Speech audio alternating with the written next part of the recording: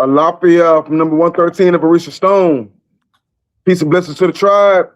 This is going to be a big chief talk tonight. But before we get started, we got Brother Bilal in the building tonight. Brother Bilal, you'll open us up correctly, sir? Odeleme Shaitoni Rajim, with Allah's name, the most benefactor, the merciful redeemer. All praise is due to Allah, the cherisher and sustainer of all the worlds, the merciful benefactor, the merciful redeemer, the master of the day of judgment. Thee do we worship and thine aid we seek. Show us the straight way, the way upon those whom thou hast bestowed thy grace, those whose portion is not wrath, and the none of those who go astray. Ameen. I say, man. Thank you, Brother Bilal. Appreciation. Yo, tonight we have a very special guest, always, but a very special guest tonight, and Professor James Small. A lot of people talk about this warrior path and everything else, and a lot of people talk about they internet warriors and keyboard warriors. But this brother, before they had the internet and all these other things, we had Brother Bilal and Brother James Small. How you doing tonight, Brother James Small? Professor Small. I'm sorry, Professor Small. No, Brother Small. I like Brother Small better. Yes, sir. I like Brother Small better. That's what most people called me most of my life, is Brother Small. Please introduce yourself to the tribe, man. Just in case somebody been living up under a rock and don't know what's going on because they're highly distracted. Where are you from, and what have you been doing for the last 20, 30 years, sir? Well, for the last 60 years, I've been doing what I've been doing. Yes, sir. Carolina, coastal South Carolina, a place called Georgetown near Myrtle Beach and Charleston, right in the middle of the two.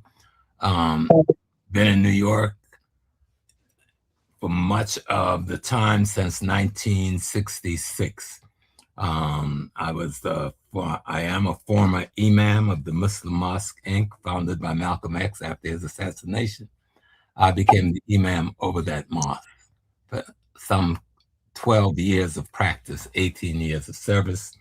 I'm Al-Hajj Amin Shaheed, went to Mecca back in 1974, made my Hajj. I taught at City University in New York for some 20 years, Dr. Leonard Jeffries. But I've been involved in just street activity and struggle for the last 60 plus years. Served as Malcolm X sister Ella's bodyguard for some 18 years. Always trying to stay in the shadow.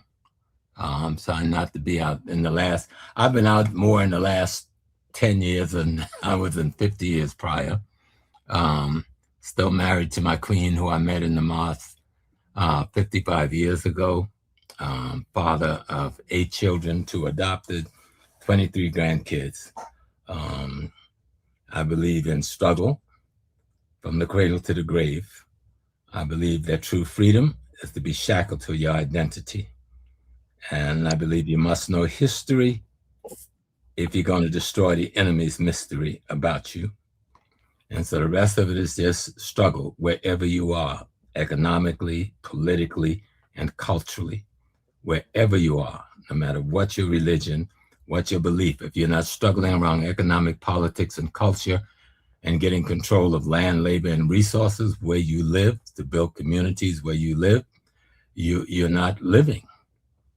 And identity is one of the most powerful instruments we have. And that's why the enemy walked our books out of the school. That's why they blocked us for decades from having Black studies taught, because they understand identity. We've been in a war around our identity, not for 400 years over in the Western Hemisphere, for about 3,000 years, ever since we met the Greeks, the Syrians, the Hittites, the Hyksos, the Romans. We have been in a race war. We're just in the last phase of that race war now. We're gonna win it, but it's gonna take some time. It took us a couple of thousand years to get here, and we'll get out in a shorter period of time. But the war that's being fought is around knowing thyself. If you don't know yourself, you're in trouble. You don't even know who you're fighting for, or what you're fighting for. So that's me. That's who I am. That's all I've been doing with my life. Trying to raise a family, trying to stay on a path that is based on good character, staying close with the divine as much as I understand it, trying to live a good life, fight the war. Be complete freedom or death. Nothing in between those two things.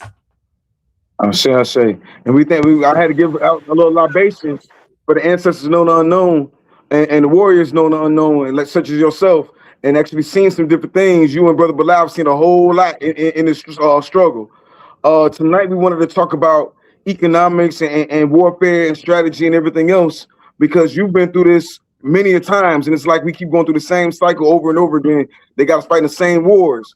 But right now, our people are more asleep and more divided than ever. So with that being said, I want to go around the room. Young elder, how you doing, God? Peace. Can you hear me? Yes, sir. Yeah, I'm gonna get What's ready good to with you? relocate.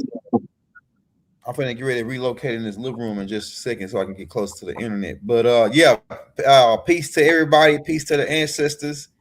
This is a good class because we on with some legendary people like Professor Smalls here, legend in the game.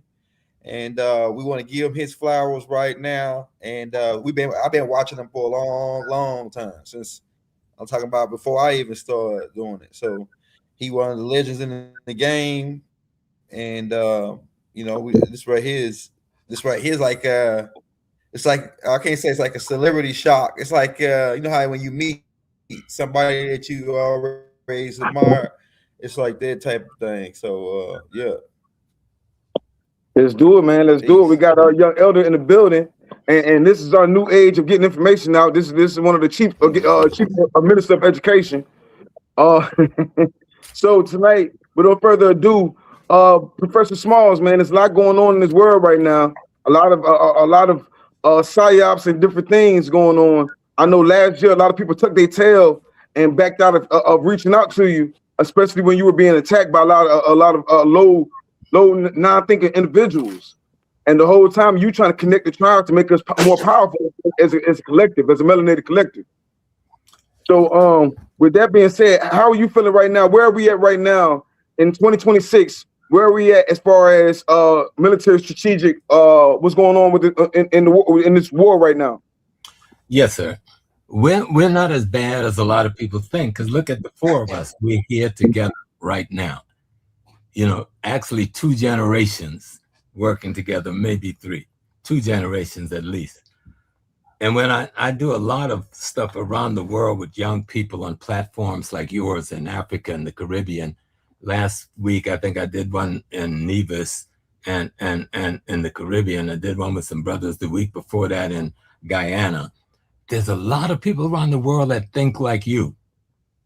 We just have to keep making contacts with them. Millions upon millions upon millions of people think like we do. But the ones who don't, the ones who are contrary to freedom, contrary to unity, the system raised them up. But you remember our brother said the revolution will not be televised?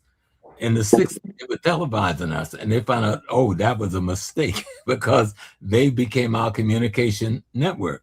So they're not televising those of us who are fighting anymore, but we exist in massive numbers across the African world, men, women, elders, and youth, struggling around our spirituality, struggling around our appropriate religious behavior, struggling around ancient culture and how to turn it into modern culture, struggling around getting control of economic politics and culture where we live. We see the young brothers in the Sahel, in Mali, in Niger, and Burkina Faso just made a move in the last 6 years that have crushed the French. And we see people migrating and supporting them. They've tried to kill young Toure in Burkina Faso 19 or 20 times, but the people won't let them. And so that's a change. A few years ago, they've been able to remove that child, you know, who has become a mighty African man and he's not by himself. Remember, he's surrounded by hundreds of other members of that government that's helping him come up with these ideas and these positions and these principles. And the same thing in Mali. They attacked the so-called Al-Qaeda, masquerading as Muslim, and ISIS masquerading as Muslim, both of them set up by the CIA, all right? And backed by French money, English money, MI6, CIA, French intelligence. Well, they jump on the wrong people when they kill that young Minister of Defense in Mali and hundreds of our people a month ago, because the armies of Niger, Burkina, and Mali tracked them down, surrounded their headquarters, and now have them captured. And found out that Tunisia, was it Tunisia or Algeria, were an accomplice in it all. And we know the Gulf state, along with the Europeans, were financing these people. And it isn't that they don't like Black people. Most of them don't, but that wasn't the issue. The issue is gold, uranium, cobalt, what's they call that metal, that group of metal that they all want, minerals. And so they want the natural resources of Africa, and they don't want to come and do business with us. They could get the natural resources, pay for it, but they don't want to pay for it. They've been stealing it for hundreds of years, and they want to continue to steal it. And our people are saying no. You know, we had a president of Tanzania, Brother Magufuli, who died mysteriously during that covert event, but he was able to wrestle the gold industry from the British, took the British to world court, made them pay billions of dollars of what they stole, and reinvest that money in hospitals, schools, bridges, and roads in Tanzania. But the young brother died very young. They claim it was his heart. I don't believe them. We know what they do, how they do it. And we saw how they went after Mugabe in Tanzania, meaning, oh goodness, President Mugabe in East Africa, when he decided we're going to take control of the natural resources. Then America decides, oh, we're going to put sanction on you. And the rest of the world, thank God, most of the African nations in the South continue to trade with Zimbabwe. And just as they've done in Cuba. Cuba have never done anything to America, except through the gangsters and the thieves and the robbers and the enslavers out of their country. And for that, America, using our tax money for nearly 60 years, have placed sanctions on those people. And now have put sanctions on the people when they cut off those lights. Do they realize everybody in the ICU died that night? And nobody's saying nothing about it? So we have to look around the world. We here in the United States of America, we're under attack every day. So now they're attacking the voter rights accomplishments and the other accomplishments of the 60s to get us in place where our citizenship matter. And we need to wake up and understand that we have never not fought. We have won some enormous victories in America that other people have copied around the world. We've led the movement for human rights, whether we call it civil or human, it was basic human rights. And we led that movement. And so what I think we need to do now, in this day and this time, we have to talk about unity, because nothing divided wins in any battle. Only that which is united represents a force that can lead to victory. And the Muslim community is one of the best suited to set a good example. The Nation of Islam, in its multiple pieces, must learn to unite with the brothers and sisters in the Orthodox Sunni community. And they must learn, the two of them, to unite with the brothers in the Gaza and earth. Because you'd be surprised, the numbers. And all of them come basically from the same father and the same teachings in the beginning. That's just one level. Then at the level, we've got all these different Christian denominations, which our youth have pretty much abandoned.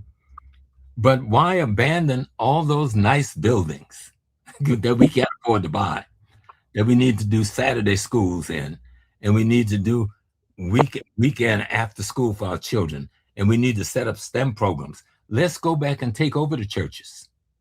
Even I made the mistake of attacking them and running away from them. But we'll never get those facilities. It'll take us 100 years to get the kind of facilities that they had in the school, have in the schools they have. So we have to look at different kind of relationships. We don't have to be crude about it. I made it sound a little crude then, but we're not going to take them over, but we're going to become a part of an influence, because we've got to be able to control how we get economics. Well, first, let me put it like this. Every day, I just came back from the supermarket before we started the show, because I know we need some food. Me and my wife was on the computer today arguing with people because we're trying to pay the mortgage. All right. So you got to provide food, clothing, and shelter for your family. That's paramount. That's upfront. Food, clothing, shelter for your family. But you can't provide that food, clothing, and shelter unless you do what Malcolm said when somebody said, Brother Minister Malcolm X, what do you mean by Black nationalism? He said, you got to control the economics, the politics, and the culture where you live. He used the word social. And I add a fourth one to that. You got to control the spiritual environment you live in, you know, the economic, the politics, the culture, and the spiritual environment where you live.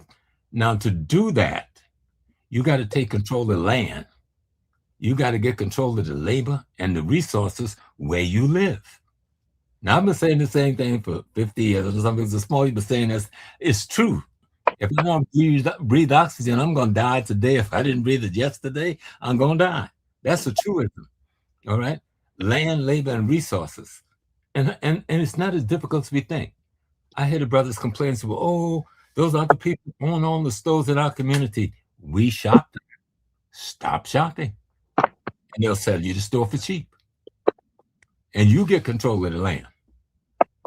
You know, and I suggest to organizations, one good thing to put the youth to work, to get them involved, to see these ideas of economic politics and culture, land, labor, and resources being owned and controlled by you.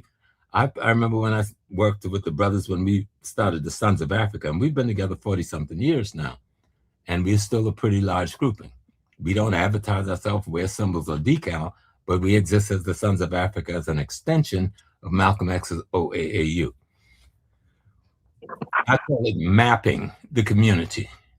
So you get a group of youngsters. We have cell phones now. In the old days when I was doing it, we just had clipboards. And you go down and take one block and say, we want to know who owns every one of the building in this block. Who owns that building? And then the second part of your mapping, once you find out who owned the building, the block and lot number, which you can get at City Hall, then you want to find out what businesses are in that community. What type of businesses is on that block? That's a part of your mapping. And then you want to know who own the businesses on that block. That's a part of your mapping. Then you want to find out with your interview with the businesses, are they hiring your people from your community, or are they bringing people from their community into your community to work while they contribute nothing to daycares, they contribute nothing to schools, they contribute nothing to the upgrading of the community itself. Remember, Malcolm says people come into town and take our money, and when sun go down, they take their money to another part of town. We have to stop that, but only we can stop that if we use this little methodology of mapping that I'm talking about to enlighten our population so the youth understand what we're talking about. When they see it like that, it gets very clear. We don't own that building. I keep saying my neighborhood, my hood, but we don't own that. Not only don't we own the building, we don't own the business in the building. And the people who own the business in the building don't employ me in the business. And the people who make money from the business don't invest in the community. So all I am, for the most part, is a renter in somebody else's community. I got a neighborhood, but I don't have a community. And if I don't have a community, I can't build no nation. So these are kind of the discussions we've got to have. And where we have these groups that call themselves street gangs, if you understand and look at the Italians and the Polish and the Jews and the Irish, the one thing they gangs didn't do is kill their own people. Yeah, you couldn't kill their woman or their children because you're gone. You wouldn't see sundown in that community if you shot some 6-year-old baby in a stroller. You know? I see. And talking about your colors. What colors are you wearing? It should all be white, because you're behaving towards your own people like the Ku Klux Klan and all the other clans. And it needs to be said straight up front, because the brother will say, I'm wearing these colors and this is my neighborhood and I'm covering down and I'm protecting, then protect it. That's what gangs did in other communities. It protect that ethnic group from anybody else abusing them. They didn't become the abusers of their people. I see. But then we bring it to the level, and then I got a question. This is the last piece about character. good character. When you see a brother who's a Muslim, you see a brother who's a upright Christian, because we can't condemn all Christians because we see some bad Christians. I used to do that. I was brutal at that, and I've learned. I've made a lot of mistakes like everybody else. I made a lot of bad judgments, and I had to learn. You know, when I walk away from Islam, I condemned it. Then I had to learn. I made a mistake. I should have looked at those who were committing the crime and not looking at the institution that was producing all the good character and good people that has serviced our community. And so we got to take new approaches to how we reach out to brothers. I don't know, I don't not call myself a Muslim. When I feel like it, I go to Juma, you know what I'm saying? And I go pray with the brothers. And if I find that there are any mosques in my community need my assistance and need my help, I'm there. I do the same thing for the brothers and sisters in the Yoruba community and the Akan community and in the Christian community. But I demand one thing, good character, that your intentions toward this community and your intentions toward African people is straight up and upright. Sure, sure. I got a question. Yes, sir. Because man, we young people. My first question is to Brother Professor Smalls is about the South African apartheid. What do you have on the how does the South African apartheid change the paradigm of the African people? If you got anything on that. On this, what's going on down there now with them beating up on their own people, killing their own people? Or the apartheid situation as it exists? No.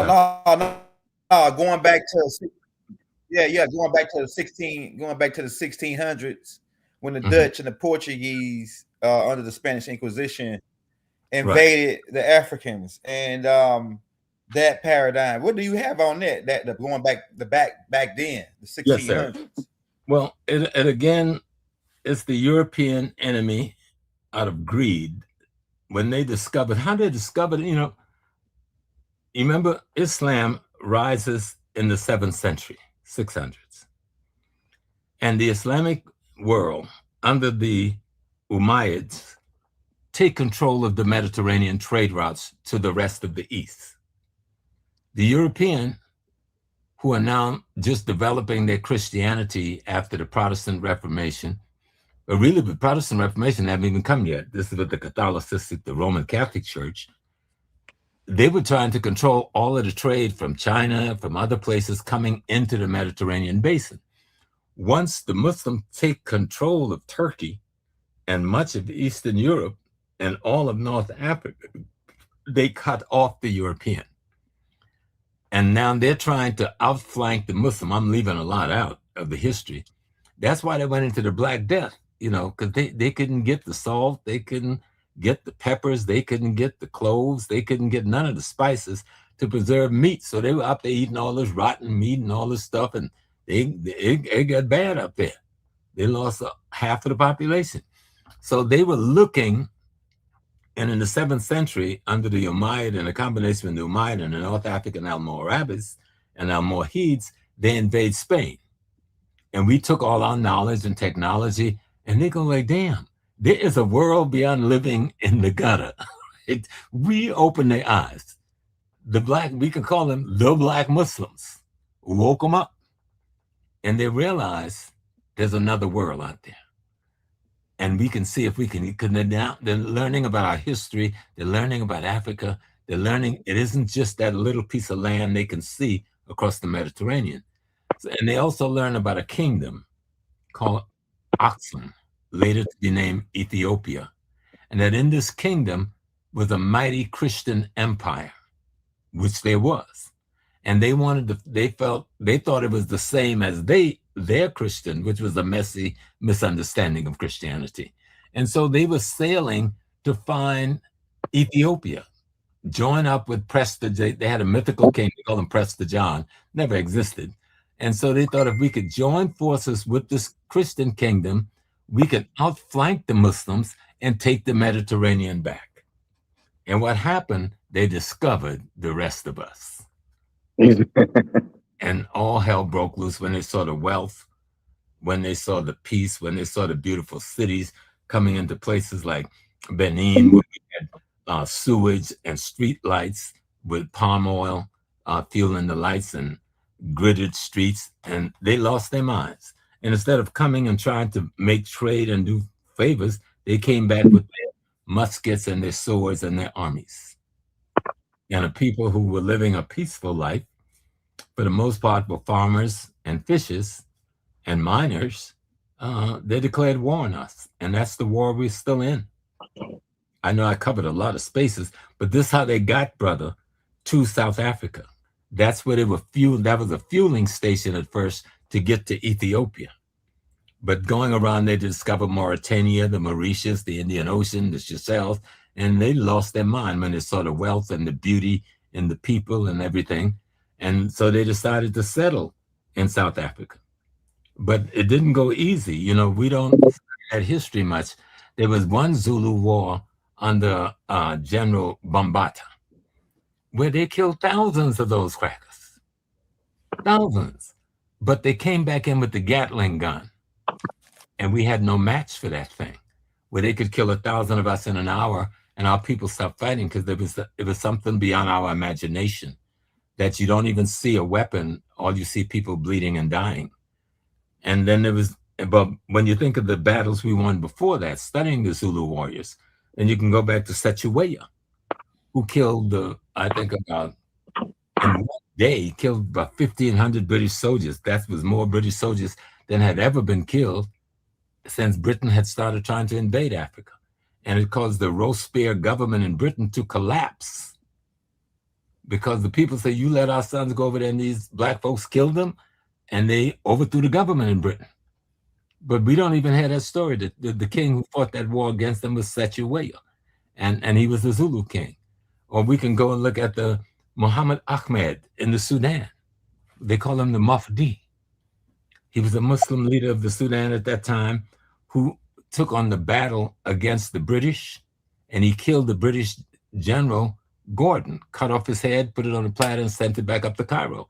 The British came with 23,000 fighters against the African armies, from with both Turkish Muslims, because the Turks have never really allied themselves with the African Muslims. Now we need to study the history of the Fatimite dynasty coming out of the West Africa. That's a Moorish dynasty nobody connects to talk about. And so they went back limping with 3,000 people out of the 23,000. So we need to study these things so we can understand we didn't go down easy. They didn't just come and snatch us and then we say, oh, some of our people sold us. That's not how it went. Yeah, we had some people sold us, just like we had some people over here sell drugs to us. We don't condemn the whole Black community because we got people doing that. Okay, we got to find who were the ones selling us, and let's track them down historically. And that's what the study and this fight in this war is about. But in South Africa, yes, sir. Man, because you giving us so much history, and we appreciate this. So it's going to be a lot of different questions that's going to fill in some gaps for us tonight. Yes, but also brought up a good point when they were like, we need to know the truth now, who we are now. Brother Bilal, quick question. Do you know who Dul Al-Qanayn is? Dul Al-Qanayn? Yes. It's a story in the Quran about him, Dul Al-Qanayn. I don't know who he is as an individual. What does the name translate to? I don't know. The two-horned one, the one from two empires, from he was the emperor of the West and the East. So that means there was the East. So I want to step in. We talk about Africa a lot, but let's talk about the West for a little bit and talk about the Dul Al-Qanayn, because we have things way older than that Moorish dynasty and the Moorish empire, way before the cracker ever existed at all. So when we say teachers of the truth, let's talk about what's going on over here on Turtle Island. Well, let's start with West Africa. I'll drop some of that. You got the Ouagadougou kingdom before you have the Mali kingdom, then the Songhai kingdom, the Sokoto kingdom, the Ife kingdom, the Benin kingdom, the Ashanti kingdom, the Fatimite kingdom, the Almoravids kingdom, the Almohids, some Kilwa. So all of these is before 1492. And we need to study these cases. We talk about the Moors like it's a label that covers everybody, but it didn't. And the Moors is not a word Africans use to describe themselves. That's the word European used to describe us, which we later use to describe ourselves, like the word African. We don't know the exact roots of the word African. we were spread across Africa by the Europeans, though the root of the word may well come from either Ethiopia, Egypt, and we know part of it comes from Tunisia and Algeria. And so the studying history is going to help you young people understand why you need to fight this war for independence of your mind and fight this war for independence of our people, so we can feed, clothe, and shelter our people and control economic and politics and culture where we live with our people. And so when we get over on Turtle Island, I don't know Turtle Island history as well as most.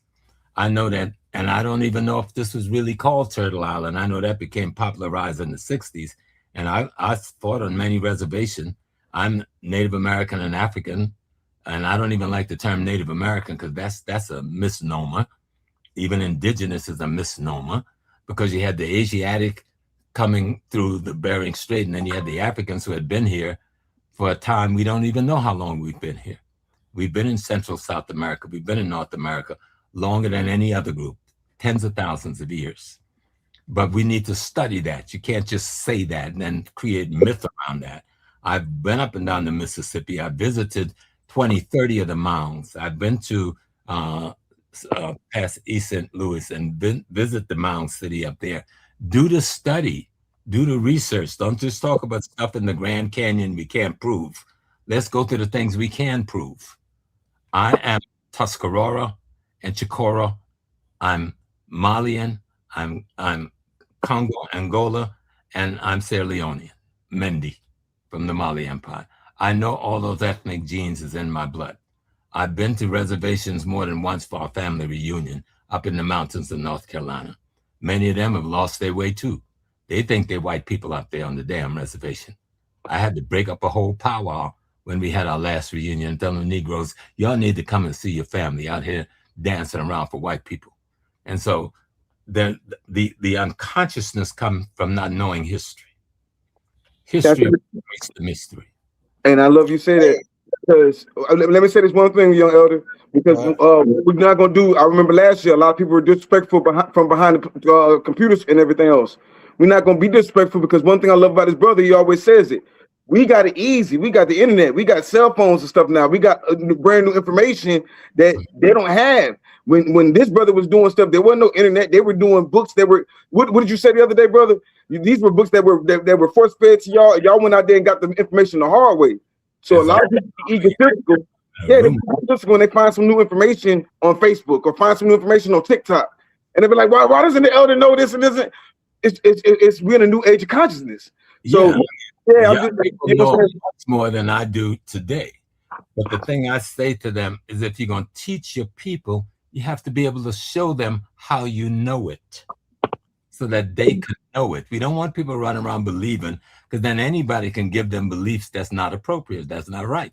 Show them how to know. Show them how to get the information you get, so they can back themselves up in an argument, so that they can grow their consciousness in truth. Because you've got to know there is something called the truth, and you've got to know that truth. Grow your consciousness, you know. And we know there is nobody, the white people. I think me and the brothers were talking the other day, and I made a mistake, said 10,000. They only been here like about a little bit around 4,000 years. Everything else, they didn't build no civilization, because there ain't no civilization that come new after 4,000 years ago. Right. Everything that we know from Sumeria, from ancient China, ancient India, ancient Australia, Tibet, and I met with the Dalai Lama. He admits that was an African civilization. That's someone I function with. You know, the Cambodia, the Vietnam, these are all black civilizations. But the light-skinned people that come out of us, they've overrun a lot of what happens in Asia and Europe. That's cool, but we rule the South. Central America, South America, we built all those pyramids. But it wasn't just the pyramids. We get hung up with the pyramids. We built civilizations, which is for the purpose of food, clothing, shelter, safety. We built a whole nation on islands where we grew our crops on water to feed our people, to clothe our people, you see. So when we're talking about being here, let's talk about the civilizations we built here. You understand? And the remnants are still here, but we need to go study them. If you go to southern Mexico, there was a beautiful brother. Oh my God. He was in the nation. He passed 2 years ago. I was searching for him, and I found out about 6 months ago. Brother Lamont. He went to Central South America and Mexico trying to study this thing. And he wrote a good book on the blacks in Mexico. And when he first came back, when he wrote the first pamphlet, he told me he met these elders who was willing to talk to him and give him the oral history on the people who came before the boat. Those are the ones who came thousands and thousands of years ago, and the ones who came on the boats. That means those of us who came over on the enslaved ships, and how they amalgamated together and became one people. And that's what happened. There's no distinct groups now. We married each other. Quebec Backer came and raided our village. Read LaRon Bennett's Shaping of Black America, the chapter on the black and the red. They said, listen, they all look black. They're all nappy-headed. Let's just raid the villages and put them all in slavery. And they declared war on us right here on the land. They didn't leave us free. You know, I'm one of those. I used to go clean the mounds where our people are buried in Oak Hill in the woods of South Carolina. We did that once a year. I didn't know then what those hills were. You know, we know they were ancestors' grave. And I always wondered why these are buried with the hills and the others are buried in the mountain, right? I realized these are the native people who came before those who came on the ships. And I'm talking right there about South Carolina on the Waccamaw River, just outside of Georgetown, by Paulus Island, where I was born and raised in them woods. I left them woods when I was 18 years old. You know, I was born in Africa. Yes, sir. Yes, sir. Real quick, because we got to get. I don't want to hold you too late, young elder. Go ahead. Go get him, young elder. Oh yes. So I got a whole bunch of questions because these are the questions. Bubba, you know, so I'm here to listen to your questions. Yeah. I got a whole bunch of questions because these are the questions that we get attacked with. Being that I study, he said, Professor Small said that he was a student of Dr. Ben. I studied Dr. Ben, Dr. Clark, and their protege, Ashwa Kwesi, is one of my favorites. I study. He's a good one as far as studying the African paradigm. But this is my question that the young people asking. First of all, what do you have on Mansa Musa? Because we have reason to believe that he was over here prior, maybe 100 and some years prior to Columbus. And I mean, he was West African, Mulattian West African. So what do you have on that? The Mansa Musa and being the richest man coming to America, all this stuff. Well, it's Mansa Musa's brother that leads the 1,000 ships and came over here. Okay. And only one ship came back. When I first went to West Africa, I guess it was 1980, and I went to this hotel called the Atlantic Hotel in Ghana that Nkrumah had built. And it was this massive mural on the wall showing Africans trading with Native Americans. I was like, shit, where did they come from with that, right? I didn't even know they even know such a thing because it's common knowledge that we've been coming here back and forth for thousands of years. Yeah. And so Columbus and them, that Christopher Columbus, his father-in-law had owned the ship, and Columbus worked on his father-in-law's ship. Now, the father-in-law was a part of that group that built Elmina's slave dungeon, which is the oldest slave dungeon in Africa. Christopher Columbus helped to build that. Now, the young man that was the navigator that led Columbus here is from Elmina, Ghana. They knew there's 3 water currents. One is called the Canary Current, one is called the Guinea Current, and I forgot the name of the third one. If you get your ship in that current, it will drop you off into the Caribbean or on the coast of Florida every time, depending on the time of the year. Okay? And so Columbus and them, they all just lie, but they got lost and they woke up here. They just sat back. They knew exactly where the hell they were going. That's right. The Africans had already told them where they were going. Guys, yo, I gotta address something because we're gonna miss the message, bro. People kind of slow, and I want to address this because they talking about some what you came in a name, a title, or more, or this or that. There ain't nobody infiltrating nothing. I invited this brother on.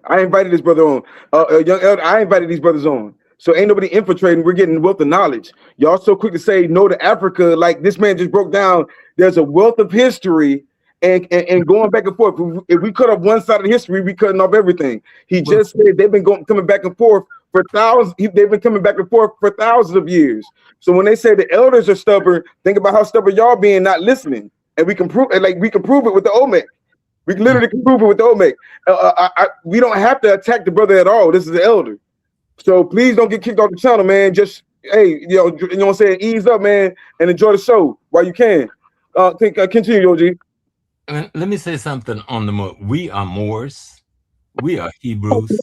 We are Muslims. Right. We created Christianity and gave it to the European, and he messed it up. But it's our creation.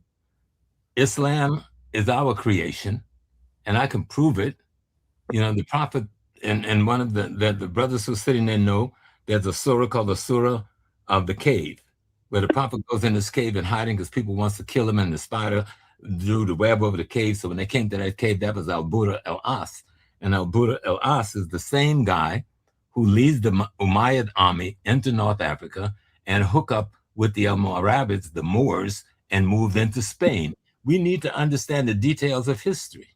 Right. Because the same man that tried to kill the Prophet then became a convert to Islam. But when he came in when the Prophet told all of his followers, go to Ethiopia, Aksum then, the land of the blameless ones. And when the white Arab army, the Greco-Roman children, tried to come back, the king of Ethiopia said, these are our brothers and sisters because they believe as we do. And if you go to Ethiopia today, the Ethiopians pray the same way the Muslims pray. We get down into Sajda in all the same positions, except they do it 7 times a day instead of 5 times a day. They do wudu and just like we do. They were doing it before the Muslims were doing it. So history. We are all of those things at different times in history. When we are here at different times, we're the Kemetic Empire at a certain time in history. We're the Kush Empire at a certain time in history. We're the Moors that sailed over here in 1,000 ships. We're the Moors that now live in Morocco. Many of the people who we said from Senegal, Mali, and Burkina Faso, those are the people that historically used to be called the Moors, because the Arabs and the French and the Germans pushed us out of North Africa deeper into West and Central Africa. The Moors didn't disappear. All I'm saying, we didn't call ourselves Moors. Others call ourselves Moors. We call ourselves by our own tribal names, like the Gudamas and the Caramantis and the Ouagadougous and the Ghanas. We had our own names for ourselves. Now, in some ancient Muslim literature, if you read Ibn Khaldun, who's writing at the time a lot of this is going on, and they're calling us Almoravites, Almorahids. You know, we are a mighty people. We don't have to deny how powerful the Moors are. All Africans are Moors if you're being referenced by an outsider. All Africans are Hebrews when you're being referenced by an outsider. We are just one big family with a lot of dimensions on us. Let me get this one and get to you, because I do want to address this so we get good understanding real quick. Because I was going to ask a brother about Hannibal too, but let's answer the question first. No attack Orisha, but what protection is there claiming another continent? None. We didn't all out, and that's what the brother just said. The brother just said we were doing business back and forth. That means that we already and we act like women aren't business. We act like we didn't trade women. So we are mixed. We act like if we traded women and we had children and we take slaves from enemies and everything else. You know what I'm saying? Professor James Small, you're people from Jacksonville, right? Some in Jacksonville, but our base home is a place called Paulus Island, South Carolina. It's along the Walkmore River, PD River. We come from a lot of the islands up in there. Right? Part about Jacksonville, though. Jacksonville, they're from the Timucua. That's the Timucua tribe. The core of the small family. You go in Jacksonville now and raise up small. We there. No, I'm just trying to prove the point for him. When you study these Indian traditions and Indian tribes, where people half-ass do their research, the tribe tells you they were doing business with brown-skinned Moors, or they call them something else, but they call them conquistadors. But they're telling you who they're dealing with. You know what I'm saying?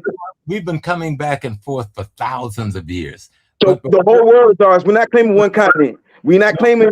I understand. We don't claim the foolishness that them Africans doing. We our own tribe, but we still got to realize once we understand who we are, we can still do business and commerce. That's how we like the whole world. Let me show you the easiest way to understand.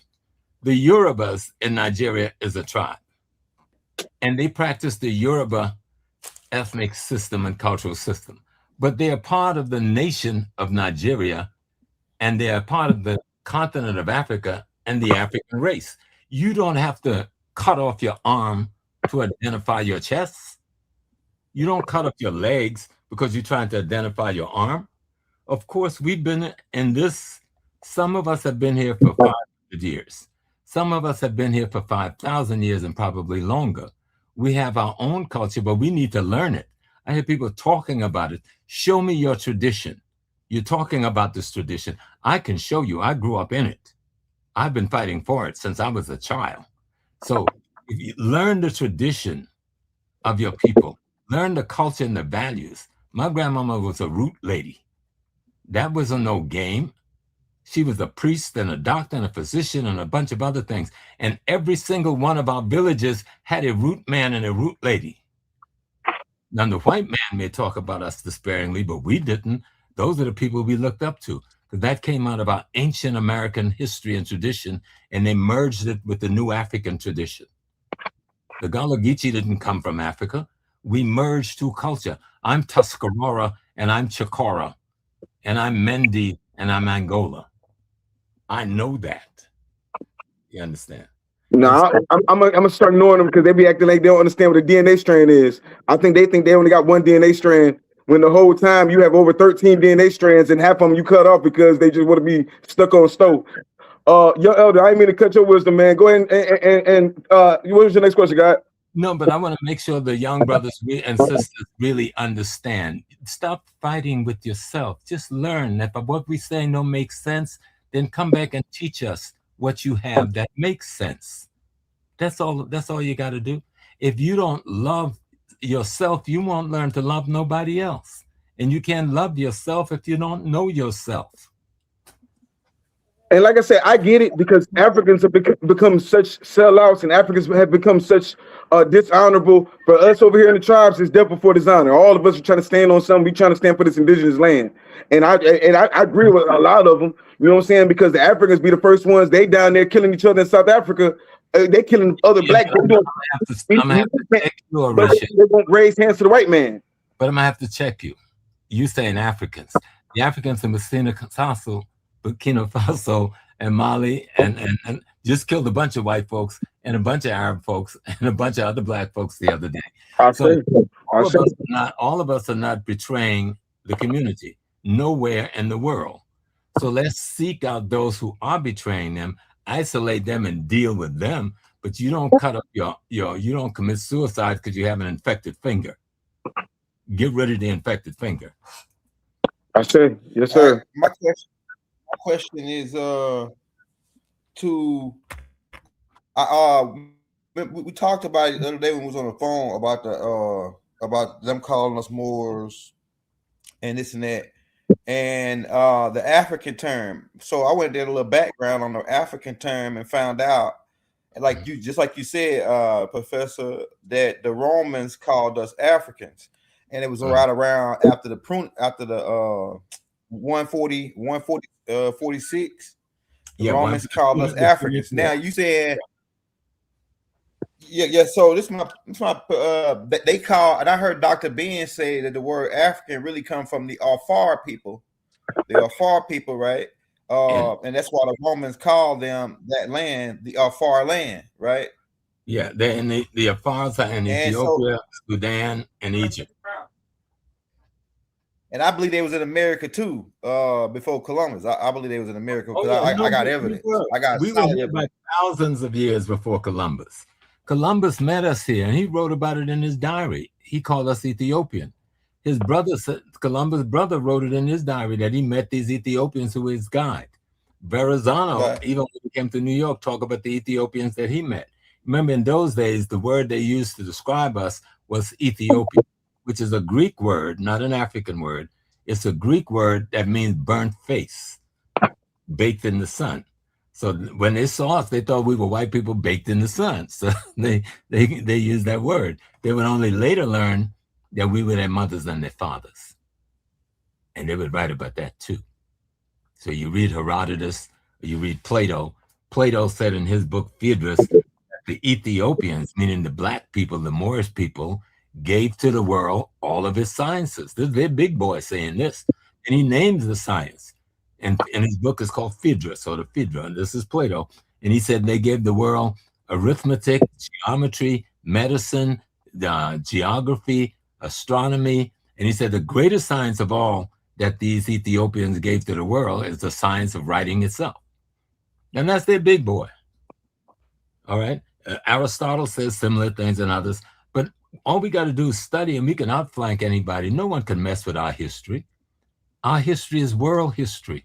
We were in Australia first. We were in Vanuatu first. We were in Hawaii first. We were in North America first. We were in Central South America first, before any white people was yet evolved. So we should stop beating up on ourselves about that issue.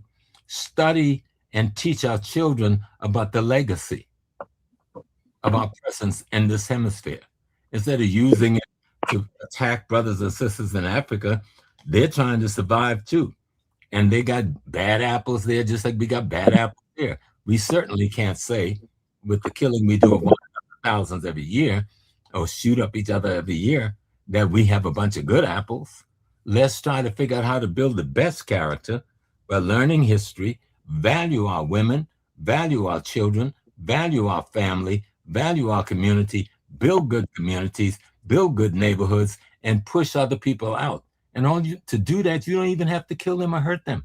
To do that, all you have to do is keep your wealth to yourself. That's not hard. Keep your wealth to yourself and share it only with one another. You know? Hey,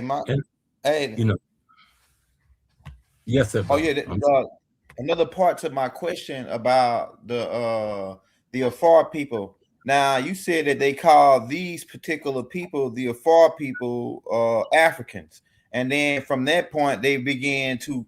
Well, you didn't say that part, but I looked it up. They began to call all people in Africa from all different tribes that wasn't Afar people, because the Afar people is only one group.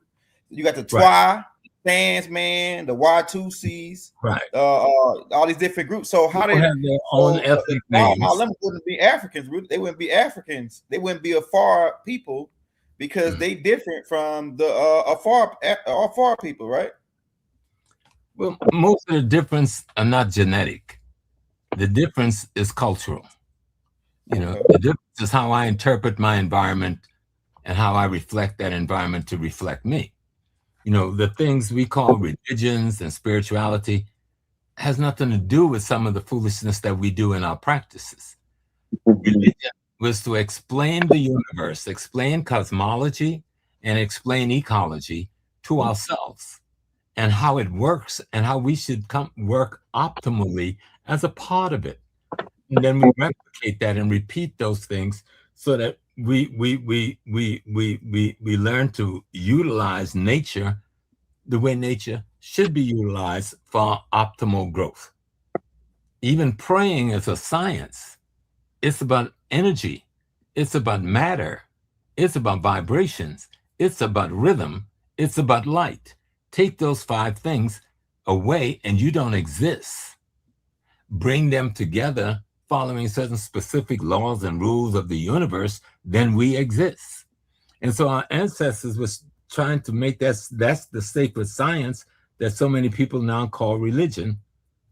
And most have no real understanding of what the ancient people were trying to tell us on how to live in harmony, the thing we call harmony and balance with nature, harmony and balance with one another, harmony and balance with the other living animals in nature, harmony and balance with the cosmology. Learn from the universe how things on the earth works so you can live in that balanced, harmonious life.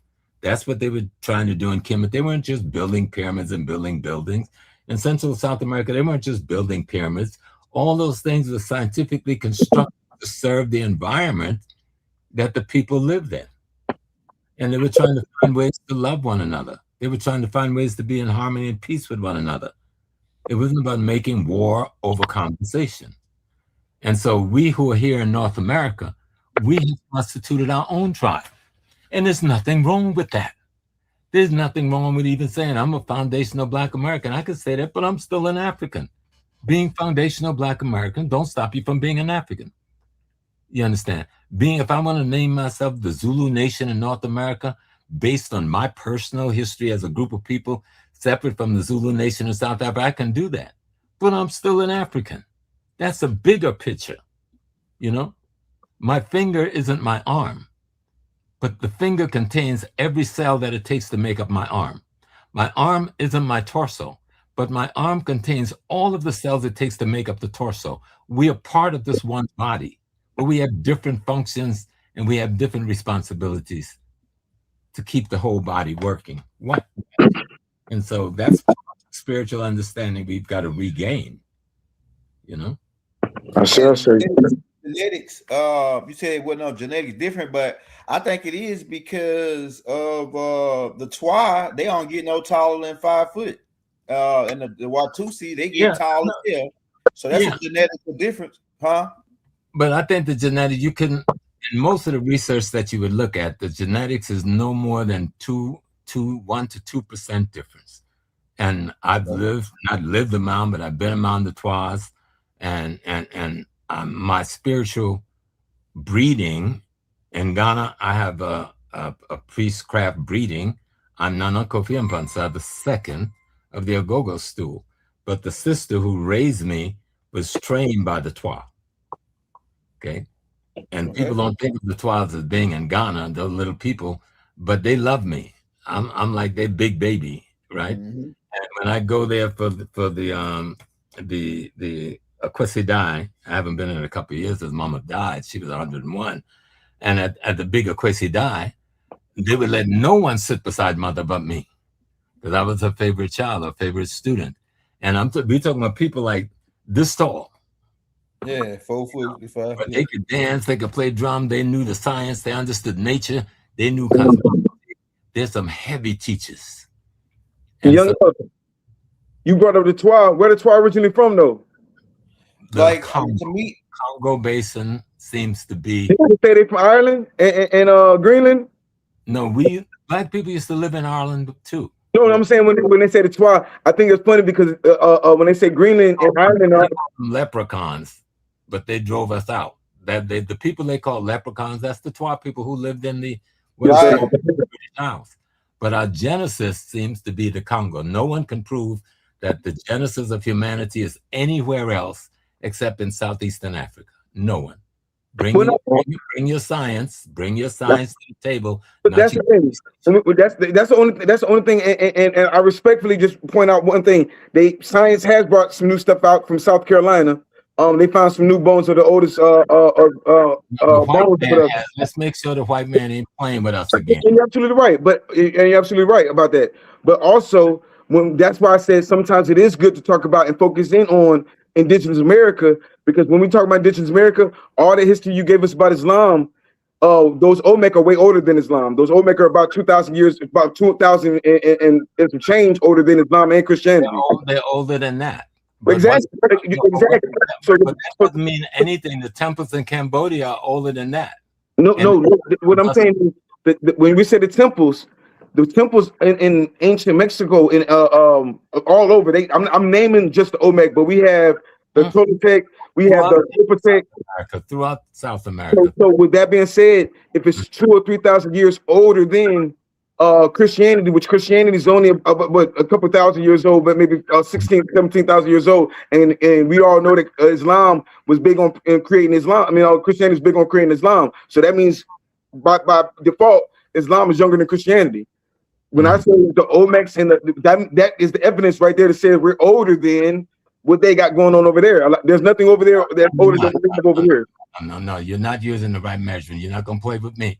I'm gonna have to spank you in front of everybody now. Look, I'll take it. You got to give you Don't Islam and Christianity is not ancient Africa.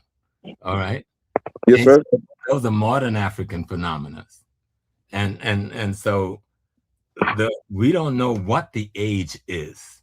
Now, I wrote down here on one of my things that the human being that we call human is 3 million, but some say 7 million.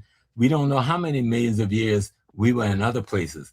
Before the earth separated into these continents, when they would call them Pangea, or nobody in history called it that. Modern men call it Pangea now. It's not some ancient name. That's modern anthropologists and paleontologists that's calling it Pangea. So let's be clear about that. There was no old place named Pangea. Then don't play with your mind. There was a period, because there's continental drift still going on. The continents are still drifting east, northeast. But it's so you can't see it with your eyes, but they can still measure it. There was a time when what we call Guinea was pushed up right against Virginia. You understand? Guinea, what we call Guinea, West Africa today, that was a part of Virginia. Okay. But over the centuries, over the millions of years, we've drifted apart. We left plenty of people on this side and plenty on that side.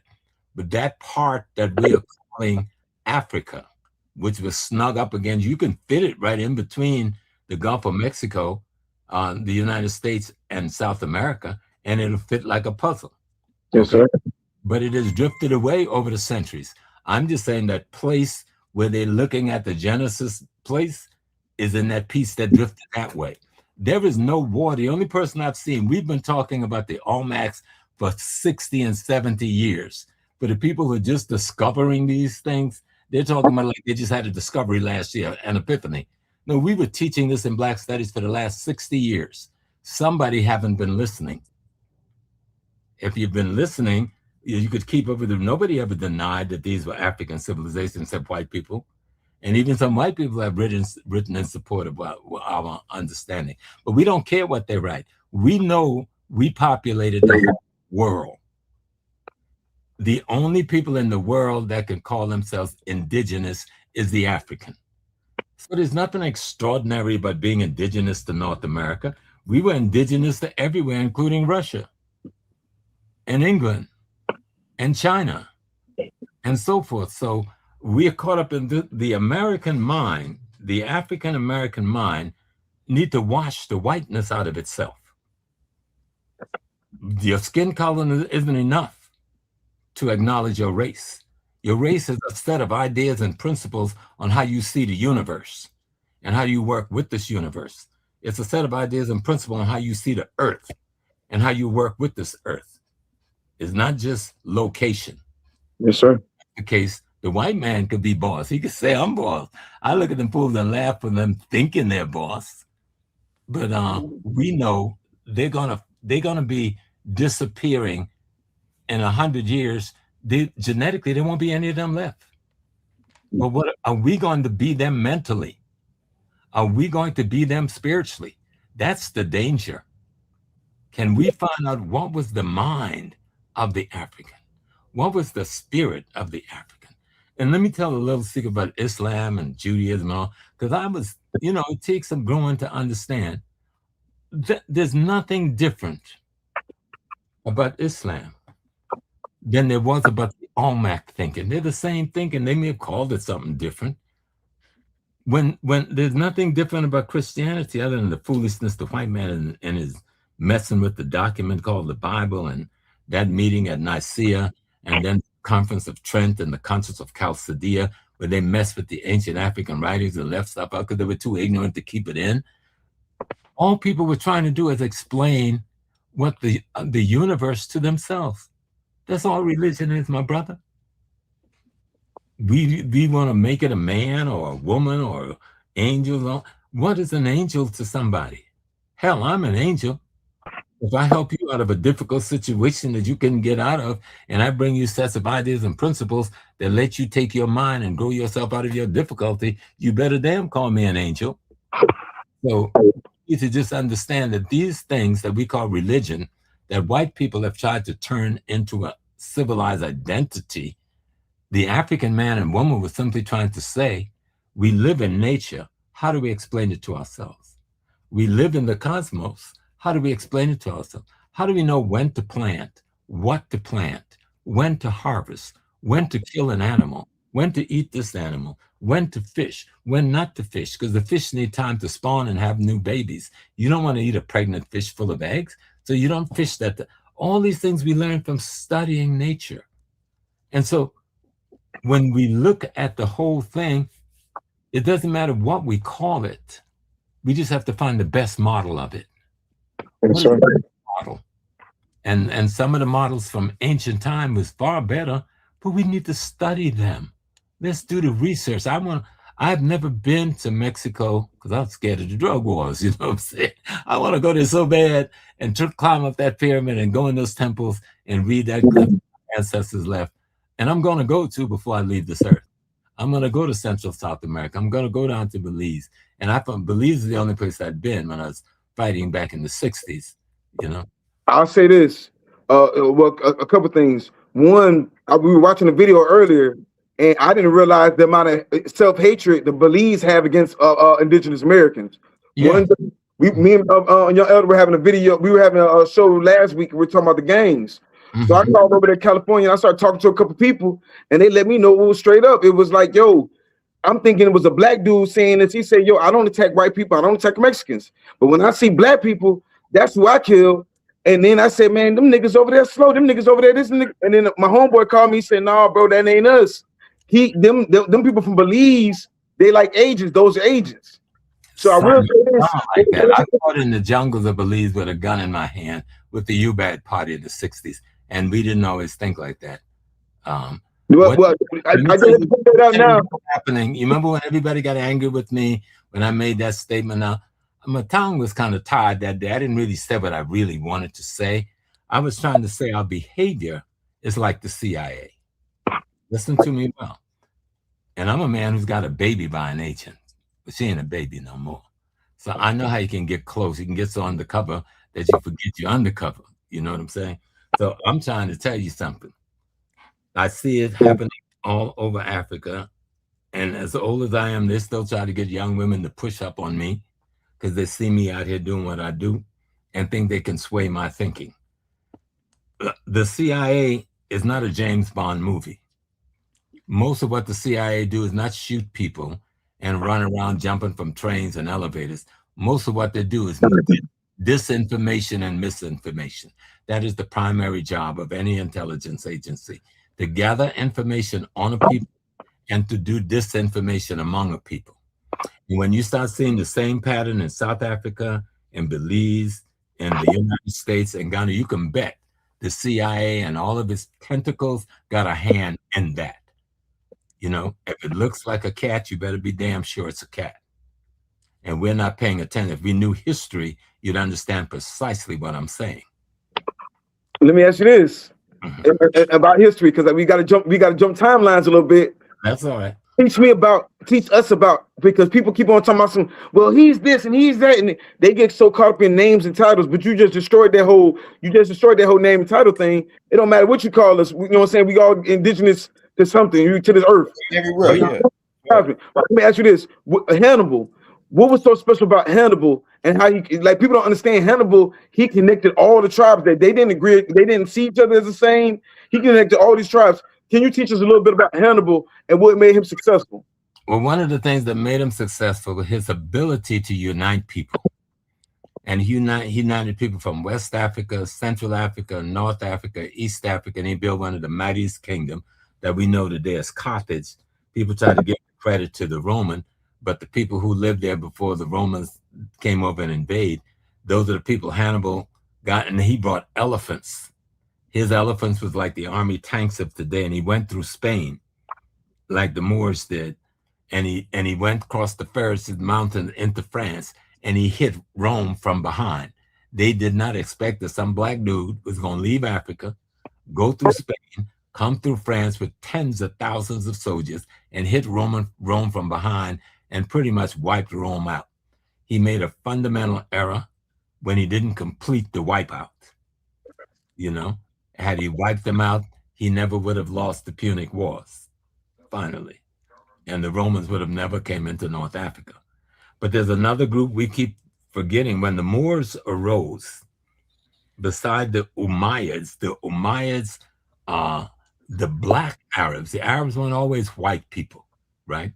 This white Arab is a 20th century person, okay? 20th century person, and late 19th and 20th century person, Greco-Roman children, French children, so forth. But the folks that was the head of the Umayyad Empire, who came into North Africa in the 800s, 700s, and hooked up with the Almoravids and Almoravids and the Garamantes and the Gudamas people, because those were the two biggest names. Nobody was called Berbers back then. That's a new name. These people call themselves Garamantes. They call themselves Gudamas. These are the people we're calling Moors today. These are the people who are in Senegal, Mali, and the same people that we are calling Moors in history. Many of them was brought over here. Remember, the Portuguese and Spanish was in Central South America for 200 years before the British came to North America. Most of the people who they captured who were Moors were taken to Central South America, not to North America. Very few of the people who were Muslims from that area. The Muslims, about 20% of the black people who were brought on the slave ship were Muslims, and they were mostly brought to North America, you know? And you know what? And I love somebody in the comments, they said, because I didn't want to get too far. That's why I said I didn't even want to touch this topic. I know how sensitive this topic could be, but I also wanted, the reason I brought it up with Hannibal and everything else is just because of the warfare, man. How do we protect ourselves as black people? And then they say, oh, we're not black, we're not this, we're not that, whatever. Whatever title you want to call yourself is self-identified. We can say we Tamukwa. You can say you Washington. It don't matter what you call yourself. They call you nigga. You know what I'm saying? I'll call you nigga because nigga mean nigga and nigga mean king. I can claim Washington. All of it, you know what I'm saying? But what we want to talk about tonight is black. But at the end of the day, we are the indigenous people of the world. When God, Allah, Oludamare decided to be human, it became a black woman. And the rest is history. I say, but I got a critical question, man. I got a critical question that people want to know. Mm-hmm. The question is, what is Professor Small's take on W.D. Du Bois? Because we did a tape, we did some research on him yesterday and found out that he was Boule, that he was Freemason, that he was trying to run us out of London. What's your take on the Pan-African movement, W.D. Du Bois, and them the connection with London? They was always going to London, and why you not having a Pan-African movement in a conference in Africa? If y'all haven't, why you got to go to London? So what's your take on W.D. Du Bois and his career as far as what he was doing with the Pan-Africanist movement? Yeah, well, look at him in his time, not your time. At that time, all of Africa was still colonized and controlled by white military. And the people who were able to fight against that were those who had left Africa from the continent. Most of them was based in London, outside of the United States. So, and Du Bois isn't the one who founded the Pan-African movement. That movement had been going on well before him. It's Sylvester Williams. Williams is his last name. But even before him, you had people like Martin Delaney, before the Civil War, traveling to Africa, buying land to take all of us back home, and forming an organization called the Niger River Corporation. There is no history have all these ups and downs with different men and different women at different times in history.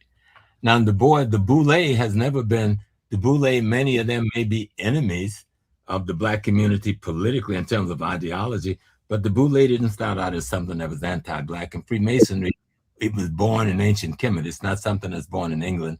And I'm a Freemason. I've been a Mason for 30-something years. And most of the good people I know fighting the war in the black community come out of those formations. Before Du Bois and the others founded the NACP, they were the same people that had founded the Niagara movement, one of the most militant movement in the country. Before they founded the Niagara movement, do you know the movement they were leading? It was called the Afro-American Association, 1892. Malcolm X didn't start the Afro-American Association. Du Bois, T. Thomas Fortune, and them started in 1892, the Afro-American League, I'm sorry. The Afro-American League evolved into the Niagara movement because they met at Niagara to try to become a little more militant. And the NACP was born in that Niagara meeting. It took about 6 years before they start calling what they put together the NACP. So you really need to study them. Even the clash that him and Mr. Garvey had, you know, is unfortunate, just like we having these clashes now. Instead of sitting down at a table and says, okay, I made a mistake. The issue he had with the boys, with Garvey, was Garvey meeting with the Ku Klux Klan without having any consultation with the current leadership in North America, and he wasn't a part of that current leadership. And they said, wait a minute, how you can come and meet with our enemy and not have a discussion with us? That was the genesis of that rift between them. Just like you saw the rift between him, the boys, and Booker T. Washington. They worked together 90% of the time, but we only talk about the 10% they had an argument. So we need to study history. Yes, sir. I don't disagree. I don't disagree that we all fighting the same enemy: Africans, Australians, the Americans. And to me, I think that we a lot of people might not agree, but I think that we all the same people, because I did some research where I got 10 African people, and then I found those 10 African people that look like 10 American people. Now, how is that happening if they different people, but they look just alike, right? But this is my thing, going back to this is what people are afraid of, the African thing. And I think I don't think we should call ourselves Africans based on what I learned from you, Professor Smalls, because you said that the Romans, the Romans has called us Africans, and they only called the one group of people who was the Afar people Africans, and then they proceeded later on to call the whole landmass Africa. So how does that make people in America Africans when the Romans came, when we was already over here in America before 146? When they came out with the African thing, we was already in America thousands of years before that. Go ahead. Well, the only thing we ever called ourselves either God, people, or humans. We didn't have abstract names for ourselves. That's a European phenomenon. We didn't name continents. That's why that whole thing about Turtle Island ain't real. All right. Nobody knew how big this thing was. They may have called a portion of it Turtle Island. And we know who called it Turtle Island. You know, I ran with the Blackfoot. I worked on the reservation down in Arizona with the Apache. None of them called it Turtle Island. Which one of the groups was calling? Was it the Iroquois? Who called it Turtle Island? But people didn't name large land mass like that. They named their location. If you go to Kilimanjaro, that mountain right now in Kenya and Tanzania, and go to the sides of the mountain, everybody in each of the four directions got a different name for the mountain. They name it for what they're seeing and how they're looking at it. Go on the other side of the mountain, that group got another name for the same mountain. Go on the south side of the mountain, that group have another experience with the mountain, so they got a different name for the mountain. The naming continent is something that began to happen after 1500. That's a very modern phenomenon. And when the Europeans start sailing around Africa, and I'm using Africa because that's the word that we've accepted until we change it, we're almost 2 billion people. 5 of us can't change but 2 billion people think, unless we do some kind of plebiscite with the 2 billion people and say, what is the best thing to call ourselves given our knowledge of history? Well, that's the thing. That's the only thing. And young elder, that's why I say I didn't want to go this route, and you still with this route. But that's true. There is a bunch of brothers that they have done the work. Like I say, a lot of us have done genealogy. I know a guy that does genealogy. There's 2 billion plus of us on the earth. You have to take that to the 2 billion, to some degree of them, to see, because I know that people have done the research. Then put that, it doesn't belong to you. Do what I'm doing with what I know. Give that research to the people. Give your knowledge to the people. You don't own nothing. Yes, sir. And like I said, I didn't even want to touch this conversation. Conversation I brought you on tonight. A good conversation. Touch it. Punch it. Yes, sir. The conversation I wanted to have tonight with you was strategic, man, for the people, man. You a warrior. Like everybody can talk all the internet shit and everything else they talking, they ain't putting no work for their people. That's why they can have several seats. I don't care about nothing else. You actually put in work for your people and do different things for your people. Right now we're at war, and these dudes on here trying to argue about what somebody else calling them. You know what I'm saying? But these same silly ass Negroes can't even, you know what I'm saying, get their own neighborhood in check. what as a people in America, me personally, I don't care about what them Africans got going on. I don't care. In America, we made our stand, we made our claim, and what I brought you on was to talk to the warriors out here to make us the rest of the world, because you made your claim. That's the error everybody's making. You are not going to defeat this cracker. You believe you can, take them on. Yes, sir. I'm gonna try to pull that 2 billion together the best I can, and I'm gonna take them on. Yes, we are foundational people. This is our land. We've been together just in North America, right, for the last maybe 10,000 years. But in a conscious where we can establish history for sure the last 500 years. That's enough time to constitute ourselves a people. But what does that mean? That I piss on my mother and my father? No, that's not what I was. That's not what I was saying though. I'm only focused on what we have. It's good to have knowledge from everywhere. I got information from China, just like you said. We got information from Australia, but I do want to focus on what we're working. If we were to do a political power and we worry about everybody else, we've already lost because nobody else is putting us in their plans. Nobody else is putting us right here in their plans. You, but you can do that. So the thing I want to focus on the rest of yourself. You're going to have to unite with those other people. You don't have to become them to unite with them. That's it. That's it. But that's why I said I'm only focused on what we're doing right now over here, and that's what I wanted to have a conversation about. Strategic wise, actually, you already touched on it a little bit when you're talking about economics. You know what I'm saying? That was the best part. You want to touch a little bit more on that? Oh yes, sir. And I believe 100% in what you're saying. You got to take care of your immediate location. You've got to take care of your immediate identity. The only thing I'm saying, you don't have to kill other people to be you. Then you may as well go on and join the white man and become him because he already mastered that shit. If you want to be the human being that has the guardianship of this planet Earth, then you have to be better than that thing. You can't become that thing. And so we who are living over here, we have to take care of our brothers and sisters, our mothers and our fathers. We got to get the crime out of our community. We got to get the crooked politicians out of our community. We got to build schools that really teach our children the technology of the day. You know, we need STEM programs in every school that we have.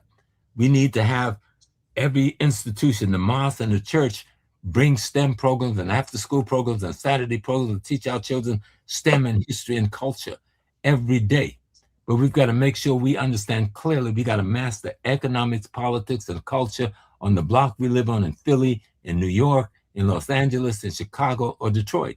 If we do, you can call yourself Africa all you want. If you go and take Africa and come back here and your ass starving and the police still beating you to death, you ain't got nothing going on. That's all fantasy. You know, I go to Africa, but everybody's clear. Wherever I go, I'm fighting. Okay. But I'm fighting first to consolidate this. I have my family, we have 3 villages, 3 that we control in South Carolina: Simmonsville, Marysville, and Parkersville. And about 70% of it is our family. It's along Highway 17 going from Charleston to Myrtle Beach. I've got to go down there and do some land stuff down there now on the Simmonsville piece to make sure we consolidate that spot. We're supposed to do that. The people who live in the Georgetown County, once they rejected me, they didn't even want me in their town. Now they invite me to their church for Juneteenth, and this giving that they invite me to the church for Black History Month. Well, they didn't want me to come in the church doing funerals. I went to my sister's funeral and the preacher calls me out. I wanted to slap that fool in his church and jack him up after the church. You know, and he's gonna apologize. Oh, James, I'm sorry. No, he's gonna tell me this is his church. Fool, that ain't your church. And if I felt like taking it, if my big brother hadn't told me to stand down, I'd have took over his church. You don't speak over my family if you don't know them. I go home to every funeral. And we appreciate all the work you've been doing for the community. And Orisha. Yes, sir. Back. As old as I am, I got y'all's back. Y'all are the youth. Y'all have to begin to teach me. We've done, my generation, what we could do. It's y'all's time. Take the thing further. You're going to discover more than we've discovered. You're going to learn more than we've learned. But don't throw what we've learned in the garbage. Take the best of what we've done and put it with what you've done and create a better world for our people over here in America. Because we're almost 60 to 70 million people. We ain't going nowhere. A few thousand brothers and sisters would move back to Africa. That's beautiful. If I was still young, I'd move there too. I like the peace over there. I've got a hotel over there. I don't have citizenship over there. The only citizenship I have is here, and I'm cool with that. But I've got a nice hotel, me and my friends over there. It's a poor people hotel. It ain't no big international thing. But I got a place I can go lay my head. You know what I'm saying? Hey, Yes, sir. You came over there hey, and said, oh, I don't have a place to stay. I said, roll, come on, bro. We're going to Cape Coast to Sauna Lodge. And we'll clean up a room. If it ain't clean, we'll clean up one. We got 30 rooms in there. if we Africans, why won't Africans give us citizenship in Africa? Man, you asking this man some crazy. Look, he didn't belong to the Africa. You know what I'm saying? So don't do that, yo, because you go No, back and forth. because it's people on here asking these type of questions. Young I elders. don't worry about them people. I ain't because they asking agent ass questions to get the trigger. They missing the point. We were talking about Hannibal because we were talking about unity. I ain't going to keep ping ponging back and forth. I got one more African question, then I ain't got to say nothing else because I agree with a lot of what Professor Smiles is saying about us. They missing the whole point. They missing the whole point on the world shit. The people who run the governments, remember Africa, the continent, let's be real, right? Is just coming out of slavery. Okay. It was 1957 when the first piece of territory under Nkumu, we call Ghana, got some semi-freedom. It was 1960 before another, I think 5 or 7. Those people are just coming out of slavery. Colonialism was slavery. Before they put the first one of us on the ship here, they had kicked our asses on the shores there. This is a war. It is a race war, okay? And you can fight yourself all you want and rationalize and justify it, but you're gonna lose the war, all right? If we're gonna win the war, we can't let sick people lead us, but we have to understand that they're sick. You understand? Just like we understand that I'm the one that coined the term post-slavery trauma syndrome.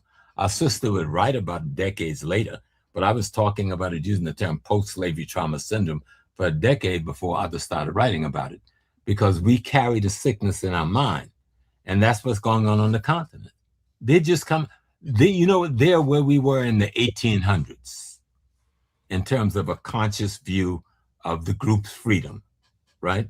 They're moving a little faster because we're in this modern time, but you've got to realize that's the situation. With all that wisdom and all that knowledge that's hidden there, I can go like one of the brothers, one of my closest friends is Haji Hassan, like your name, Haji Hassan. When I need medicine, I go to Haji Hassan. He's a Muslim, he's an imam, he's a Haji, and he's a traditional African priest. He knows secret medical science. You understand? But he too, with all of that brilliance, he does not understand the level of politics we are talking about tonight, because we are way ahead. The war we fought in North America to free ourselves from this cracker, we were ahead of the curve.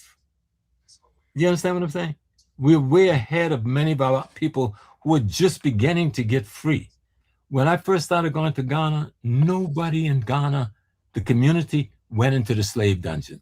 They used to laugh at us. I remember the first article in 1984, they wrote, "Why is Professor Small crying in the slave castle?" First I told them it ain't no darn castle. You know? But now when you go there after we did the same thing, we fight and tried to train and teach, you will see buses after buses of our children in Ghana being taken in and being taught the history. In 1992, when we took those bodies back home, me and Sonny Casa and Bubadika and some others, the sisters from Jamaica, we found that the people didn't even know slavery happened.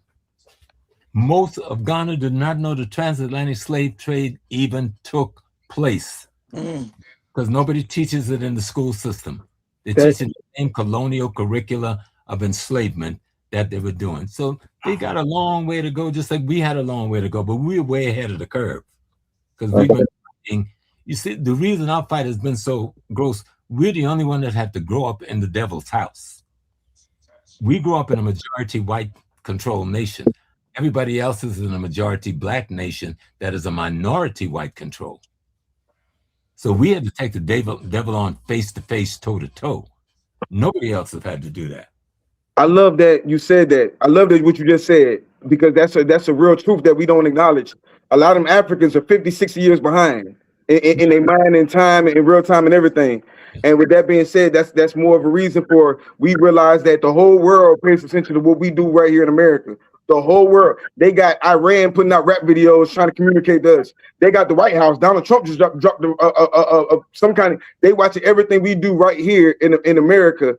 So by us making a stand and showing the world what we need to do, everybody else will follow when they see the superpower that the Indigenous Americans are. I love what you said. I love what you said about you know what I'm saying? It's easy because all we got to do is hold our dollar and spend our dollar with each other. If we, you know what I'm saying, we ain't got to be Asian to realize that's what the Asian to learn what that's what the Asian do with their money. We ain't got to be Jewish to realize that's what the Jews do with their money. You know what I'm saying? So all information, all knowledge. I ain't gonna cut myself off from no information and knowledge. You know what I'm saying? You've been back and forth to Africa. You got a lot of sacred information to them, but you know what they got going on as far as them. They racist to they we call it racist, but they sectarian with their own kind, and that's why we ain't got time to worry about them right now. We ain't got time to worry about them right now. That's why I'm gonna talk about it. Stop saying we don't have time to worry about nobody else. You do, because if you don't have them to have your back, this crack is gonna take our heads. Chief, they never got our back. We need allies. Respectfully, they've never had our back. We've been fighting. How many of us been fighting? No, there's with the exception of Gaddafi, with the conception of Gaddafi, and Gaddafi tried to saying that a billion ounces of gold, or I forgot how many kilos it was of gold. Right. But instead of saying he wasn't even like them, the whole African thing, we got to be realistic about it too. We got to be honest about the whole situation within itself. You know what I'm saying? There is no. We're the only ones that really, from the information they gave us back in the day, because that's what we had to fight with. Especially in Mississippi, especially in the South, in certain areas, we use that information. And like I said, Black Islam is way different than anything else. You know what I'm saying? So we'll reach out to anything and claim it like we were just thinking. We back in the day, we used to automatically think Islam meant African. You know what I'm saying? We were the Sheikhis, we do all that. But now we just in a different time, and we see them for what they are. They ain't no African nation never said anything about you better get some people back. They never said. Orisha, you cannot say they about 1.4 billion people. For you to say they, and you're talking about 1.4 billion people, it tells me that you know and understand the behavior of 1.4 billion. No, stop doing that. I would be, my ancestors would smack the something out of me if I let you do that. We have got to build ourselves. You do not have to desecrate anyone else to build yourself. Not at all. Not at all. And that's not what I'm doing. That's why I say I just don't focus on what you're doing, because you're the power. You're the big brother. You have a responsibility for the rest of your family. If you're the leader of the family, then you're responsible for the weak ones in the family too, not just the strong ones. And everybody follow us. Everybody on that continent. When you say Black American, you are looked up to. Because they're seeing that we are fighting a war in a way no one else has dared to take this beast on. And they're seeing the victories that we've won, but they're not where we are. But don't condemn the blind because they're blind. Get them a walking cane, a seeing eye dog, or some surgery. You know what I'm saying? And that's going to make you the leader. You are the leader. But you have to know how to lead. You are the leader. That's why you got Orisha on your name. You didn't leave that back there, did you? You got that Orisha, that power. All right. So we have to understand, yes, the universe, the divine has put us as the vanguard. But the vanguard, got to remember, you're not fighting for the free. You're fighting for the unfree. Alhamdulillah. Hey, so I love all my people. So let me tell you a little secret. When I first started the hotel, I got robbed of $300,000, brother, over a 4-year period. Now let me finish. And when they thought I might find out, they put a contract out on brother. Dang. I knew the date I was supposed to die, okay? But I got on a friggin' plane and I went over there and confront the enemy. They're gone, I'm here. That's all I got to say about that. But that didn't make me turn against my people. I dealt with the people who did what they did to me and my comrades. I love my people. The weak ones, the strong ones, the smart ones, the not so smart ones. We have a lot to overcome. We have a lot to learn. We in a race war. And the one thing, when you say Asians, you didn't say Chinese, Cambodian, you say Asians, because they understand, though they're different, there's a unity that is necessary for survival. Jews, they're different, they're all over the place, but there's a unity that's necessary for survival. Unity don't mean you have to give up your autonomy. You understand? Or your identity. Somebody said something about Orisha. These be your people too, young elder, because they little minions. Somebody they half-ass doing research. Orisha's all over in Americas. If you do ancient Elegba, it's all in those Mayan glyphs as well. It's all over. You know what I'm saying? Orisha from Ireland and to most of them. Africa. Yeah. Nobody gonna get away with telling me that they were born historically anywhere else. Everything in the Americas, every people that has ever lived here and breathed the air in this hemisphere came from Africa. Whether they came 1,000,000 years ago, 5,000 years ago, 10 years ago. And now, if you're talking about reality, then stay on the page of reality. You're not going to win a war with fantasy history or fantasy identity. Make and know your real identity. That's the thing. Respectfully, Professor Smalls, when you say fantasy, but I give you stone. When I give it truth written in stone and you call it fantasy, that's what I'm fighting on your behalf. But then I really am. But then I got you, Stone, and I'm with you. You didn't hear I say I got your back. I'm trying simply to say you need to alter your language so you can be the leader. If you're the leader, that's the thing. I'm on my Hannibal. I'm most definitely on the Hannibal. I want to connect the tribes. The tribes get caught up on wordplay, and it's stupid. It's stupid as it is. But Hannibal found a way to merge all the tribes, no matter what they call themselves. Now, like I say, I believe that everybody, especially the tribe, we have paperwork now. We go get our genealogy done. There's some amazing goddesses that do the genealogy. It don't cost thousands. They'll get it done. And the paperwork talk for itself. But we're not even about the paperwork. What I'm about is tribe right now, right here, right now. No matter, I don't want to talk about Africa because nobody we talk about Africa is not going to help us right here, right here. But right here, we're talking about economics. So I'm sorry. That it ain't gonna hurt you either. I'm on your side, but that's gonna. I can't really. You got to be about now. You got to take care of your house. You got to take care of your family. You got to take care of your foundation. When you get all that's taken care of, you better make sure you have some allies because your enemy gonna be coming after you. You know, that's all I'm saying. Can I say this? We the most powerful people. You said ally, but we the most powerful people in the world. The world revolves around niggas in America. Well, let's get okay. Let me tell you. Everybody's gonna beg to be our ally very soon. Let's close. I'm not disagreeing. I'm just saying. You know what I'm saying?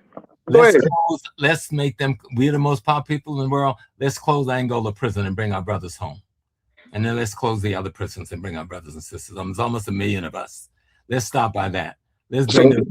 The sisters who are you're a lieutenant. That's the first mission you're gonna send us on. I mean, we could have did a whole lot of different missions. That's the mission. Nobody else had to shut their prisons down. We had to go on a crash dummy mission for that. You know what I'm saying? Now, but I get what you're saying. I'm in the prison. I've been teaching in the prison for the last 40 years. I get that part, but I'm saying when we're here, we're not talking about the old missions. I'm talking about economics. I'm talking about we ain't got to worry about building prisons. We building economies. We're building our own stores. You said it. We're going to be greedy with our dollars. That was the most revolutionary thing you said. You know what I'm saying? We got to control the economic, politics, culture where we live. And I gave you a method. Map your community.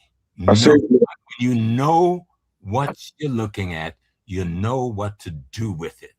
Map your community. When you listen to the tape again, when I talk about finding who owns the building, who owns the store, what type of building, who's hiring who. Do the mapping so the young people can know what the mission is.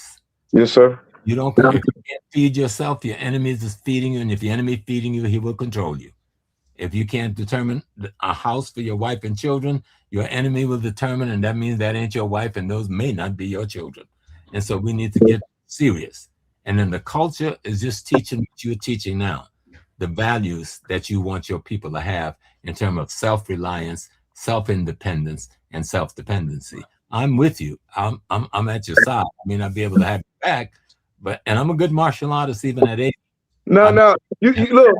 Listen, you did everything you were gonna do for us. You put the foundation down. Now we got the foundation, we're gonna keep it moving. You know what I'm saying? We just gonna build it up. But that's what we ask the elders. We want to connect with the elders. But the same way we connect with the elders, and you said we can't throw away all those that ancient libraries.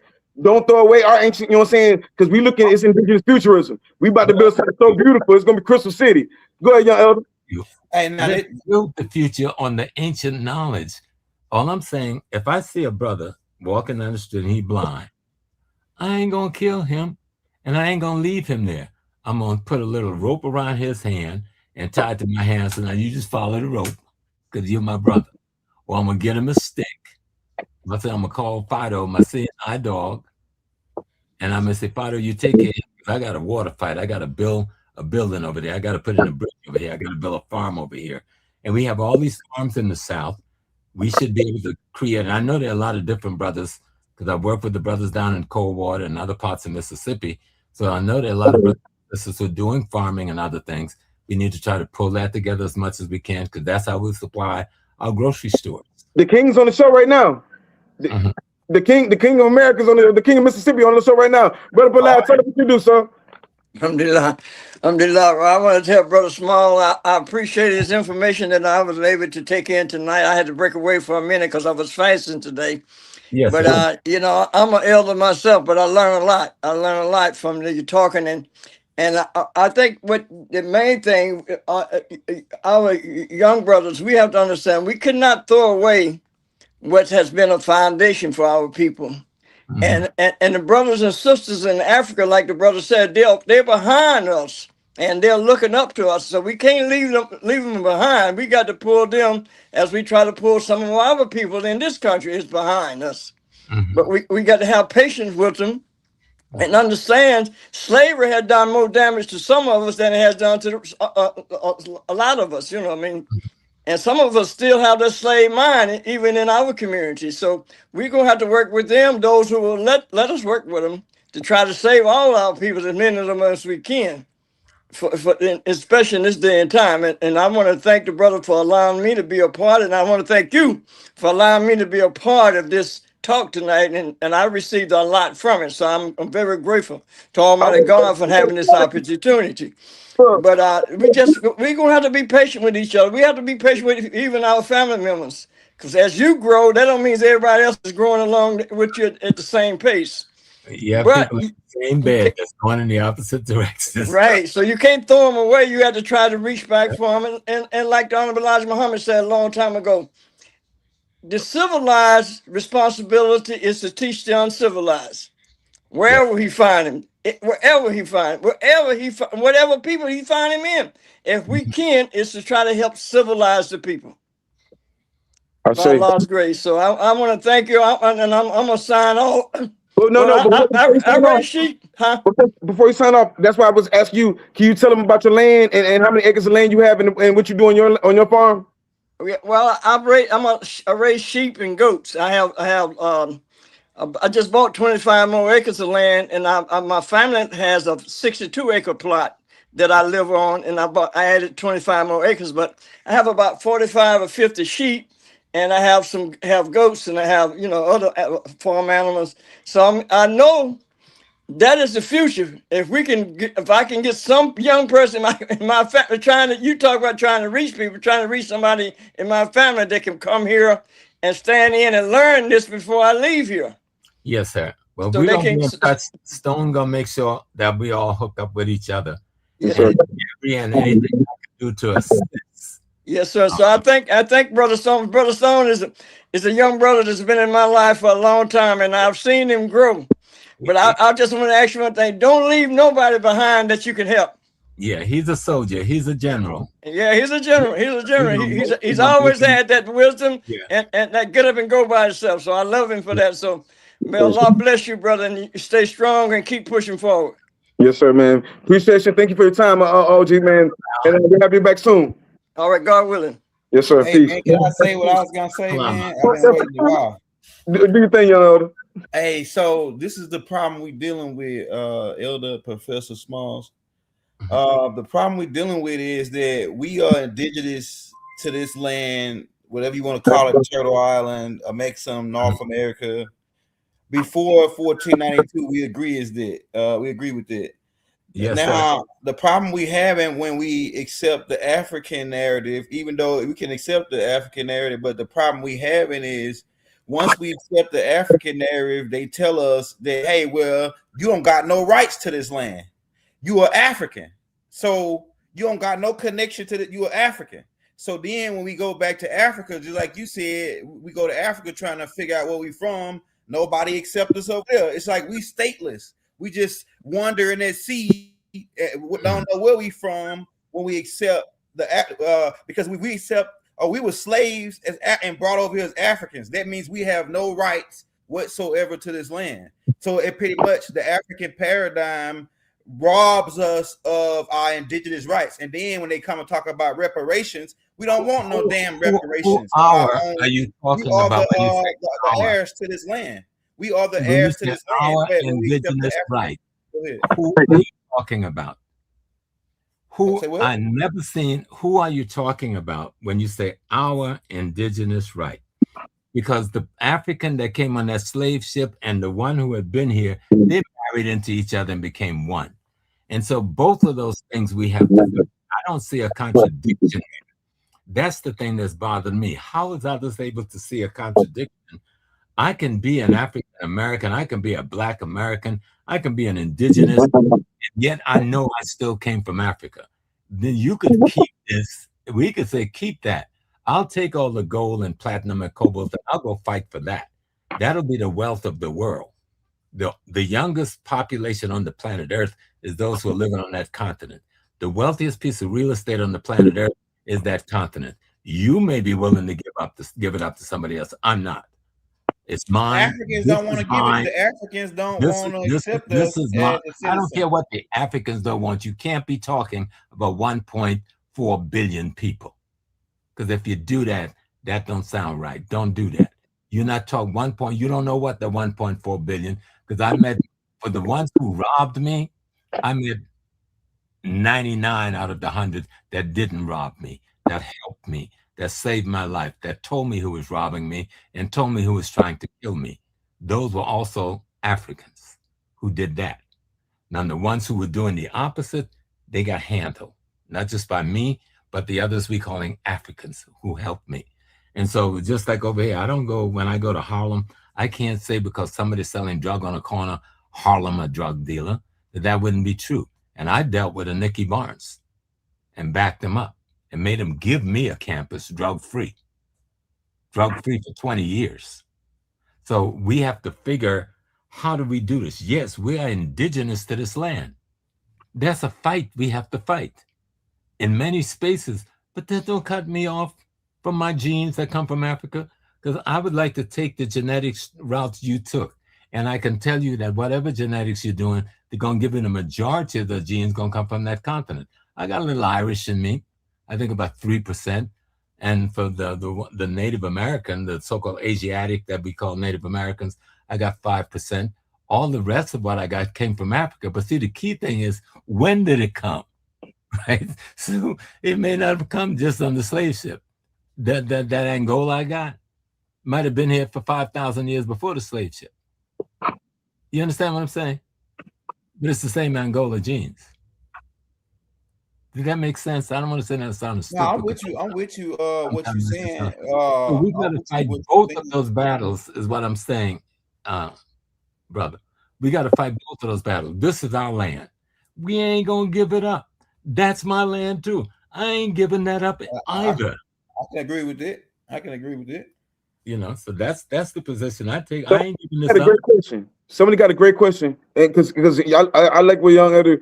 I'm just trying to be respectful about it. You know what I'm saying? So why do the U.S. papers and legal system designate a difference between Africans and Indigenous Americans? So why do you? I ain't gonna speak for what the white man mind is. I'm gonna speak for what I do. All right. He's like, there's a dude that had been attacking me, some white boy from Russia, calling me stupid nigga. So he emails me. He says, "Hey, stupid nigga." He got angry because I put up something about the black women who were involved in the space race. So I send him all the black icons from the Russian church, right? So, and so he got mad and he came back at me this morning.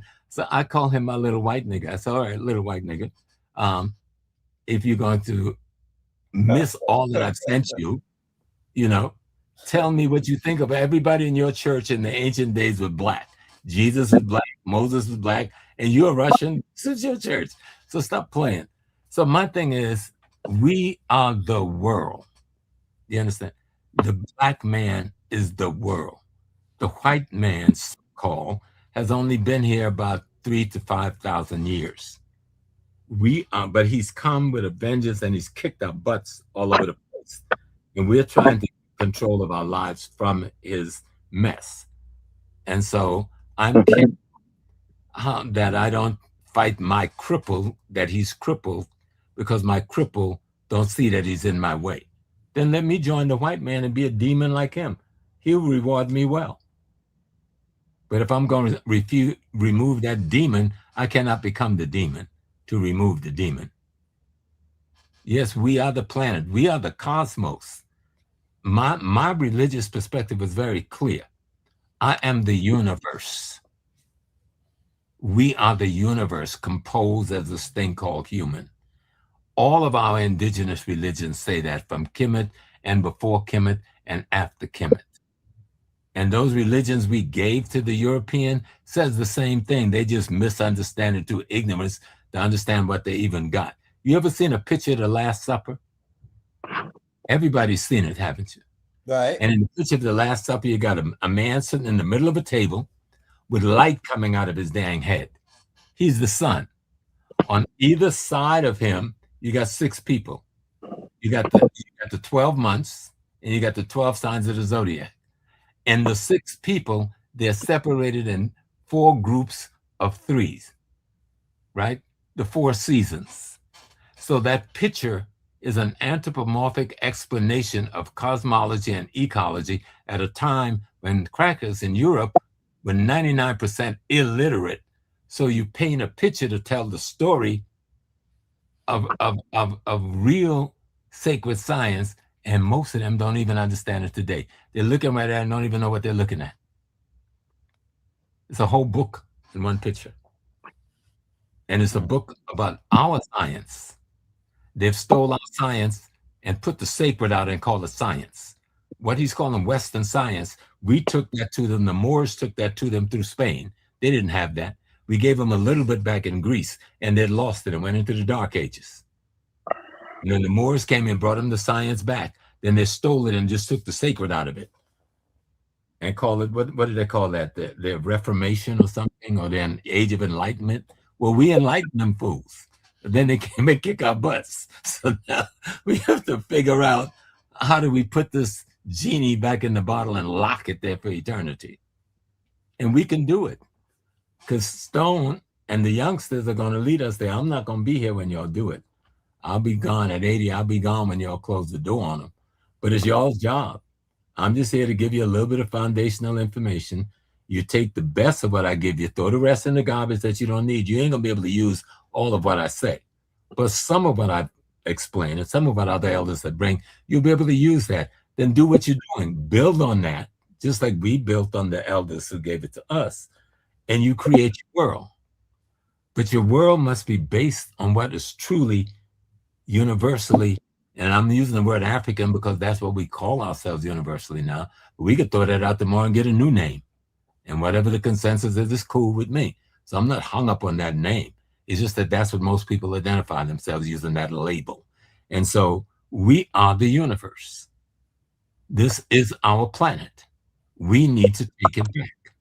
And until we do take back that aspect of it that belongs to us, there'll never be any peace down here. You understand? There'll never be any peace. But we can't become the demon and think we can win against him. You will never win against the demon, because he is the demon. You are its opposite. You are its opposite. Hey, lead it up to Orisha. I gotta say something on that. Hey, y'all that's tuning in right now, hit that like, hit that subscribe button. we're trying to help Brother Smalls out. He's got a family emergency and a situation going on, and we're trying to get some money together so he can handle his business. So if you own right now, show him some love on the donations. We got the Cash App on the screen. Somebody send him 10, somebody send him 5, somebody help him out, man, with 25, 100. Whatever you got, we'll take it. Whatever you got, it will be useful because we're trying to get it before a certain deadline here. So everybody in, man, send them something right now on the Cash App, $5, $10, whatever you got, won't hurt. We'll appreciate whatever you send. All right, Orisha, I just wanted to make sure I said that right there. Yeah, appreciate you guys. You're a real one. Yo, and like I said, man, Professor Smart, we appreciate everything, all the work you put in. You know what I'm saying? A lot of people put in a lot of work and they brag about killing their own and everything else. A lot of people, they you know what I'm saying, don't have the kind of stripes you got when it comes to these enemies. So big respect for that. You know what I'm saying? And all your comrades, known and unknown. A lot of new information is out right now, so we appreciate that, and we want to take the information that you had, the wisdom that you got, and build on what we're building over here right now, because it's gonna be real beautiful when we build what we got going on over here. So, yeah, man, please donate to like Young Elder, donate to the brother, tap in with the brother, Professor James Small, Ace. You man, that's my damn cousin. Do we got a PayPal? PayPal? Yes, sir. I have a PayPal. So the email for my PayPal is my Amponsa 3, AMPONSA3, AMPONSA3 @gmail.com. I shall say. But let me say something to my youth. You are my children. I don't have a choice in that. And thank God, I'm glad I don't have a choice. I think the generation that you represent, Brother Stone, y'all are the best generation we've ever produced. I'll say. Don't let nobody play y'all like y'all ain't doing what we did. Y'all are doing a hell of a lot more than what we did. But because the enemy ain't broadcasting what you're doing, people think we ain't doing nothing. No, the black youth is kicking ass all over this planet, and especially here in North America. But you have to fight to get a greater unity among yourselves here in North America. Because if you don't get that unity, the enemy gonna come after you harder and harder and harder. I mean, if I was to tell you my life story, if it wasn't for the ancestors and the divine, I wouldn't be here. You understand? Because they've come at me hard in many, many different ways. Brother, I've been on my belly in LAX, shotgun in one hand, 45s on the side, while LA Finest is coming our way, me and other brothers. But the Feds stepped in. I don't know to this day why they stepped in. And we were allowed on that plane with all that armament to go to Frisco that night. I had Malcolm X's sister with me. We had hid her behind a bunch of desks. James Baldwin was with us the day before, but James left on a plane. So I've been on the battlefield on all fronts. I've been in the jail. I've been beat up, pistol in my mouth, behind the gas station, gun in my head. I went that, peeing in your clothes because you thought that was the time you were gone. I've been there. I ain't just been somebody in some classroom calling Professor Small. You know, it's just the best you can do where you're at that time. You know? A lot of people, man, they don't listen. Young Elder just told you what was going down. Somebody said, was it about money? Yep. Yep. We were trying to help the elder, bro. Yeah, y'all be talking about money. He said $5. He said $10. Shit, it's about helping each other, man. It's about unity. Y'all spend all that money with the Arab. You spend all that money with the Mexican. You spend all that money with the white man. But then when it comes to your people, all of a sudden we be scared to talk about money. Yeah, the elder was having a situation and we wanted to help that elder out, man. So yeah, I don't know what's wrong with y'all people. Look, that's how y'all curse y'all so. But don't know, enlightenment will come to those as they learn history. The one thing I've learned through all the years I've been out here, and that's why I have to love that little lady downstairs who's been with me for 55 years, because in the 55 years, I've spent most of it away from this household, trying to do what I can do in the Black community across the world, especially here in the Northeast United States and on the West Coast. So we understand, brothers and sisters have to learn to understand. They have to learn to grow. So when I'm looking at the giants, like the young elder, and I'm proud to meet him for the first time, and Brother Orisha has been back and forth with me on the phone, and I've been missing him, but I ain't gonna miss him as much as I used to because I see the direction, and I love the direction. I know where you're going. I know what it takes to get there. And I know you're going to get there. You know, like that thing where Moses said, I may not get to the promised land with you, but y'all going to get there. Dr. King said that too. You know, y'all going to get there because that's your job. You know, that's your job. Yes, sir. Big, you on here with young elder right now. There's a big chief on the land, especially in the digital world. Somebody get put up a great comment. They said, Professor Small, please partner with someone to produce your life story. So earlier, you know what I'm saying, we had Brother Palau with the land. Now you on here with your young elder. He can do the whole life story, man. Yeah, I'm actually trying to tape some of this, and Brother Wade Noble been working with me and two of my daughters. Because you know, I didn't think about that earlier, but in the last couple of years, people have been telling me. I realized, you know, I went through a life where I met and knew Asada Shakur, where I met and knew Sekou Odinga, the brother who busted out of prison, where I met and knew Khalid Muhammad, Malcolm X, Dr. King, Dr. Ben, Dr. Clark, Sertima, Francis Welding. These were my comrades. These are not people I care about. These are people I struggled with, and many more.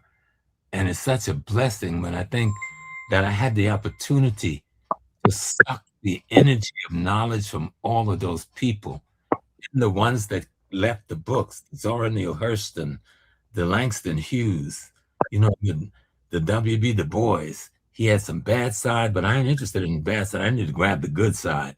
The Booker T. Washington, the Marcus Garvey, the Martin Delaney, you know, the T. Thomas Fortune. We have so much of our tribe who have fought a war like no one else in the history of the world have fought this war, race war that we find ourselves in. And it is a race war. Make no bones about it, you know, and we're going to win. Frankly, we've already won. It's like we got to get the mopping up right. You know what I'm saying? We got to make sure we have the victory right, because sometimes you can win and then give away your victory. And we've done that a lot of time. And our time is, somebody asked, when is our time? Is right now. Love your children. Love your mate. Build your family. Get control of the economics, politics, and culture where you live. Build your community. Control your PTA.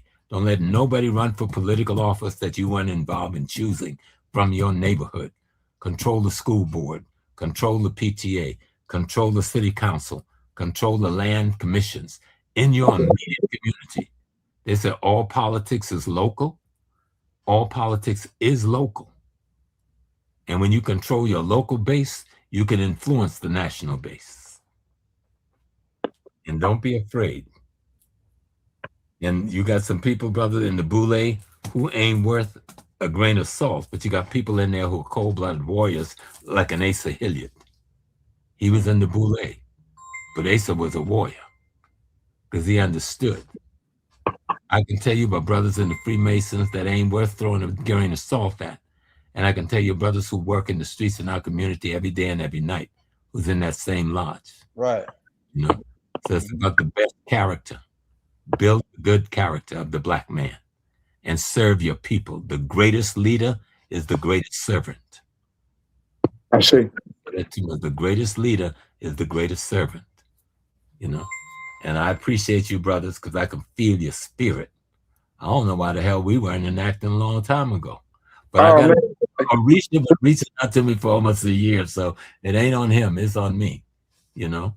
I appreciate your spirit. I feel the spirit, you know. I don't know if the people can understand that. Man, I got. They don't know who they talking to. They don't understand who you are. You were a Black Panther at one point in time, right? No, I worked with the party. I was in the OAAU, and I was the OAAU liaison with the Black Panther Party. But I might have well been a party. I spend more time in the party office than most party members, under the leadership of Zaid Shakur. Zaid Shakur, not Zaid. Zaid headed Shakur. That's the husband of Ashada Shakur. He was the one killed on the turnpike that day.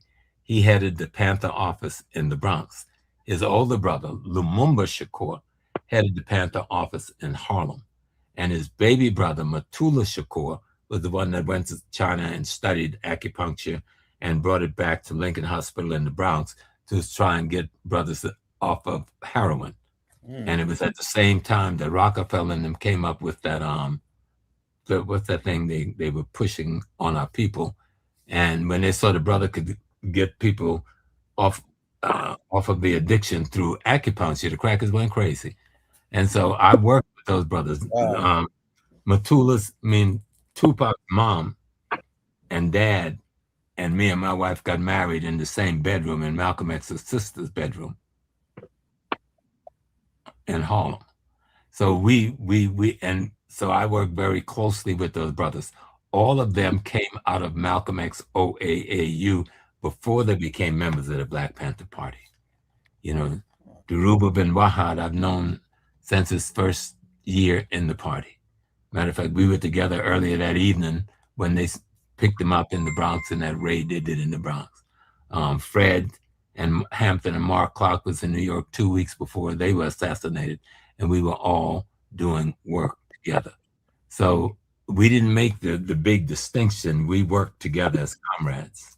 Hey, man, my apology, bro. My apology. I'm crazy. Somebody asked a great question. They said, don't you know Tupac? I forgot all about this story. Yeah, tell about Tupac, G. Yeah, I knew Tupac. Tupac was close with my children. I knew his mom and dad. We were all close. We all worked together in the Panther Party and OAU. You remember Tupac's family come from a Muslim family. Shakurs were Muslims out of a mosque in Elizabeth, New Jersey, Haji Sham Jabba. And so that's why I said me and Tupac's father and mom, we got married in the same bedroom. You understand? And in Malcolm's sister's bedroom on Malcolm X's birthday. So then Tupac, I spoke to him about 48 hours before he was killed. You know, he called the house from Vegas to talk to one of my children. Then he wanted to speak to me to set up a meeting. He wanted to have a meeting with me when he got back to New York that week. And I asked him what was the nature of the meeting. And he says, you know, this thing they're saying about me and Biggie, he says, not true. Me and Biggie are not at war. He said, that's the white press. He said, me and Biggie have united to fight to get control of distribution of rap music. And I asked him, Tupac, do you realize you're going up against the mafia? Both and I named the two ethnic group. I won't drop their name. I don't want to get y'all in no problems. Man, we don't care. Look, we bulletproof. Mafia, the ones who killed Sam Cooke and Billie Holiday and a whole bunch of other peoples. And so he said, I understand this. Professor Smalley says, I want to meet with you because we need some advice on how to go forward. So I said, well, you and Biggie can't do this by yourself. This is too big. He said, no, we got other brothers. We pulling in other brothers. And you remember when Tupac got hit? 2 days later, his cousin, another rapper, got killed in Jersey. I forgot the brother's name. The kids know their name. And they were a part of that whole thing of trying to take control of distribution. And if you, I don't know, you remember James Ntume. James is dead now. He was a musician. What was the group that Ntume was with? It was called Ntume.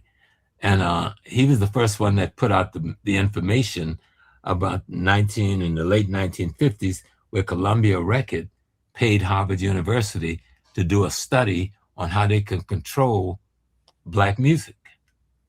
And the study concluded, if you control distribution, it don't matter what the contract is you give them, you will control the industry.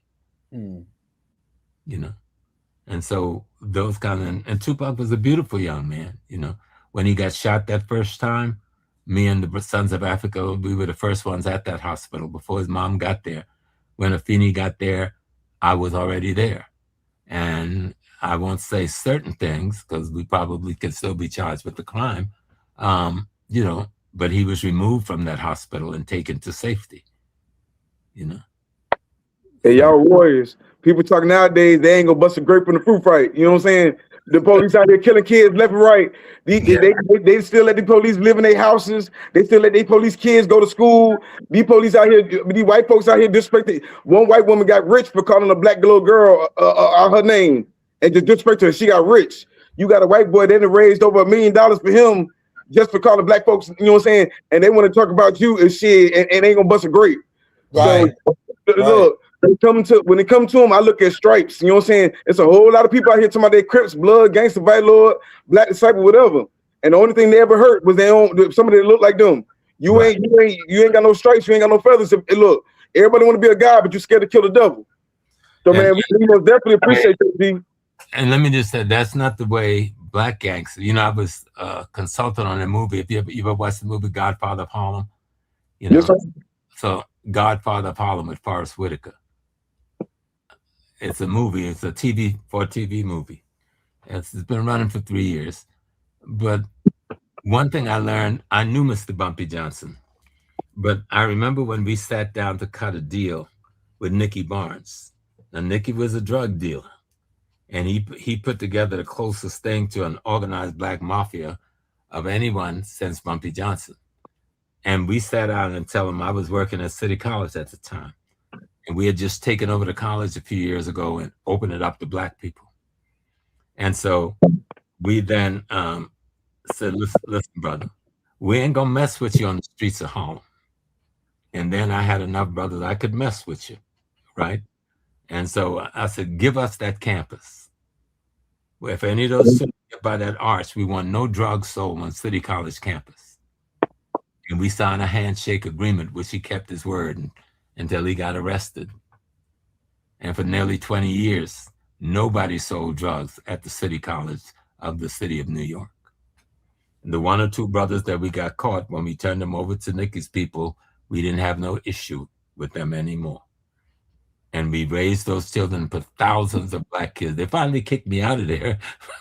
It took them 20 years to do it, you know what I'm saying? But in that 20 years, we put me, Jeffries, and Shashi McIntyre, and Dr. Scobie, we put thousands of our babies through that college.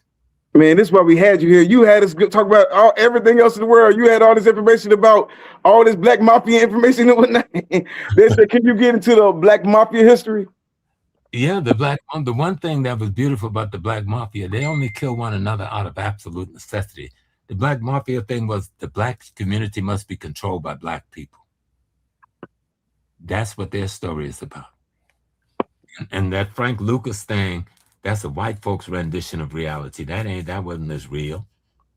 You know, you want to find the real story, read the story of Bumpy Johnson, a black man who takes on all of the 5 family. That's right. The black community is run by black people.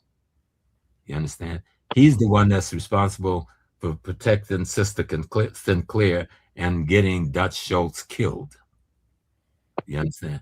So we need, if you want to study the real black gangsters, they didn't murder their own people. Matter of fact, the biggest employer in the black community was the numbers business for decades. Man, look up Philadelphia, look up the Junior Black Mafia, look up that the documentary on Tracy Mason. That's my big cousin, Tracy Mason, enforcer of the Junior Black Mafia. Philadelphia, man, look that up. No, if we understood that the only reason our brothers had to turn to crime, because they wouldn't give us no other way to control our community. The banks wouldn't loan us money. We couldn't send our children to school. We couldn't buy cars and homes. So the black numbers, brothers and sisters, create a whole banking industry, and that allow us to go into business, that allow us to buy cars, that allow us to pay tuition. What was so cool when we were working on The Godfather of Harlem, the brother who was one of the writers, Paul Eckstein, Paul is dead now, his grandmother her college was paid by Bumpy Johnson, the tuition. You understand? And then he ended up helping to write the story for The Godfather of Harlem, which was an MGM ABC movie piece. You know, I was a historical consultant on the project. I see one brother in here, and ASO. Is this ASO from Houston? Is this ASO from Houston real quick? I'm about to, you've been funny all night. I'm about to show y'all something. Is this Ace from Houston? Because if it is Ace, let me see. If it is Ace from Houston, you talk about that brother being a Mason, but weren't you a Mason at one point in time? Y'all got to stop it, bro. You get some information, now you want to backtrack. You know, there are people, there are good people in all these organizations. That's right. You can sit back and let the thugs take over and the crooks take over, or you can take over. The Masons is just a tool. It's an organizational tool that'll help you organize and control. Now you can let the sick dudes take over, or you can say, I ain't letting that happen. It's just like on your block. You can sit back and let the wrong people take over your block, or you can go and organize and make sure you and the right people take over that block. You know? And somebody said something about the Jamaican Mafia out of Philly. Well, if you know the history about the Jamaican Mafia, we know when y'all came down, y'all weren't plugged in with us. The people we were at war with, the Junior Black Mafia was at war with, was the Jamaican Mafia. Y'all came down and y'all were not unified, so we ain't gonna, the Jamaican Mafia ain't getting too much of a shout out of here. Now, let me give you a little hint. If you remember when the Jamaican Mafia and others moved into DC and the Philly area, what was going on in Jamaica? The CIA had just took over the government and pushed out Michael Manley and put their boy in power. Right. How much of that shit coming in our community was CIA born? Hey, you better wake up, study history. It'll erase the mystery. No, I get the mystery part, but the blood that was shed, that's what we don't forget, because if they were easily, that goes back to, there's certain things that a Black American won't do that somebody will do for a couple pieces of change. And when you do that, there's a lot of blood that was shed with that Jamaican Mafia and Junior Black Mafia thing. So it's not like we can just forget what they did and be like, oh, we're gonna write that off.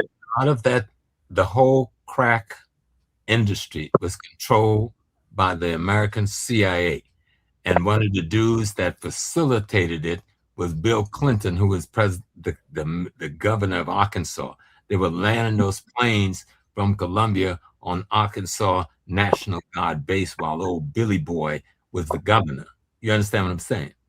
And this was General Secord, and what's that one they put in jail? Oliver North, who was selling drugs in the Black community. They created the crack industry in the Black community in order to buy guns to overthrow governments in Central America, because the Congress had cut off the money, right? But they've always been running the drug industry. It wouldn't exist if they didn't want it to exist. Hear what I'm saying? Yes, sir. Yes, sir, man. I appreciate your time. We can talk about that. We can talk about so much. Cause like I say, man, people don't understand when you have an elder like this, man. This is what they a high deep parable, whatever we want to call it. You got a whole library right here that can tell us all sorts. Think about the conversation. Think about what he just told you about Tupac and the conversation he was having with Tupac. Think about all the different things this master teacher has experienced that we can take and run with it and create societies and different things, or make sure we don't make the same mistakes. If nothing else, we ain't making the same mistakes. So yeah, man, please help OGs out. We ain't hearing nobody else out. And just remember, economic, politics, and culture, you got to control it. Yes, sir. Yes, sir. Politics and culture. And land, labor, and resources where you live, you got to control it. If you control those 6 things, you can guarantee freedom to your community. Then your job will be to protect that. And that means learn how to use a weapon, learn how to acquire weapons, try to get as many legal weapons as you can. If you can't get illegal, get the illegal. But you've got to protect what you create. Hey, man, y'all talk about the real revolutionary right here now. This big Shango energy. Big Shango right there. Hey, man, we appreciate you. I ain't going to keep you too long, man. I want to have you back soon because, hey, we can learn so much from you. No matter, I don't care about everything else I'm talking about right here, right now. You know what I'm saying? Because we're going to be creating a new history. So I understand you. Just remember, I want the young people to know that I'm your uncle, I'm your big brother, I'm your father. I give you the best of what I got. Use of it what you need. You understand? The rest, sir. Leave there and build the future. I'm not going to be here to build the future. I'm 80 years old. I'm not going to be here to build that future with y'all. Y'all build that future for the people. And you got to make sure you get it right. I see. Get it right. You know? Man, we appreciate you one more time. Man, appreciate you, young elder, man. Appreciate the young elder gang. Y'all really came in and y'all did y'all thing. Y'all boom right here. We should show Professor Brother James some love on the Cash App, y'all. because it's a serious deal, the family emergency. That if y'all could do that, man, we'll really appreciate whatever you can send, man. So much love to y'all in the chat, y'all. Hey man, young elder man, shit. We appreciate you too, God, and everything you do. You know, already know we're gonna be back at the Chief Talk again next week, man. We appreciate everybody in the tribe. Man, thank everybody that support. Even with hitting that like button, subscribe. Go through if you ain't on Young Elder page, subscribe to Young Elder. Support this OG. You know what I'm saying, and his endeavors, because no matter what the elders do, they did it in their best. They did it with the best intentions. Right. So yeah, get out of here, man. Intentions, everything based on your intentions. So yo, peace to the guys. Peace. If I ain't get to y'all comment, man, you know what I'm saying? My apologies. They had a lot of great comments tonight. So, but we're gonna catch y'all next time, man. Peace to the guys. Peace to the guys.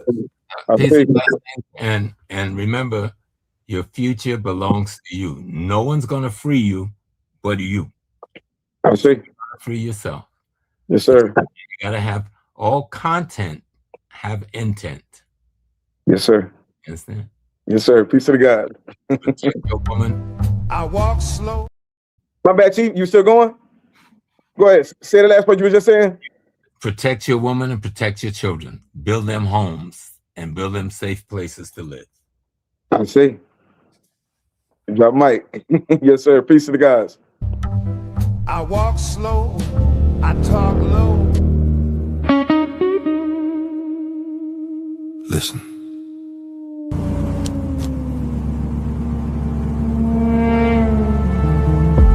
Listen to the stones. Listen to the stones.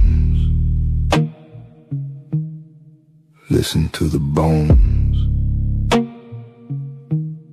Shadow and smoke. Concrete and steel. I don't say much. I let the silence speak. Every step I take got memory underneath. Street lights hum low like they know my name. Wind move different when I'm in my lane. I've been here before, just not like this. Same soul, different risk. I walk slow, I talk low. I see things you don't show. No rush, no noise, just a man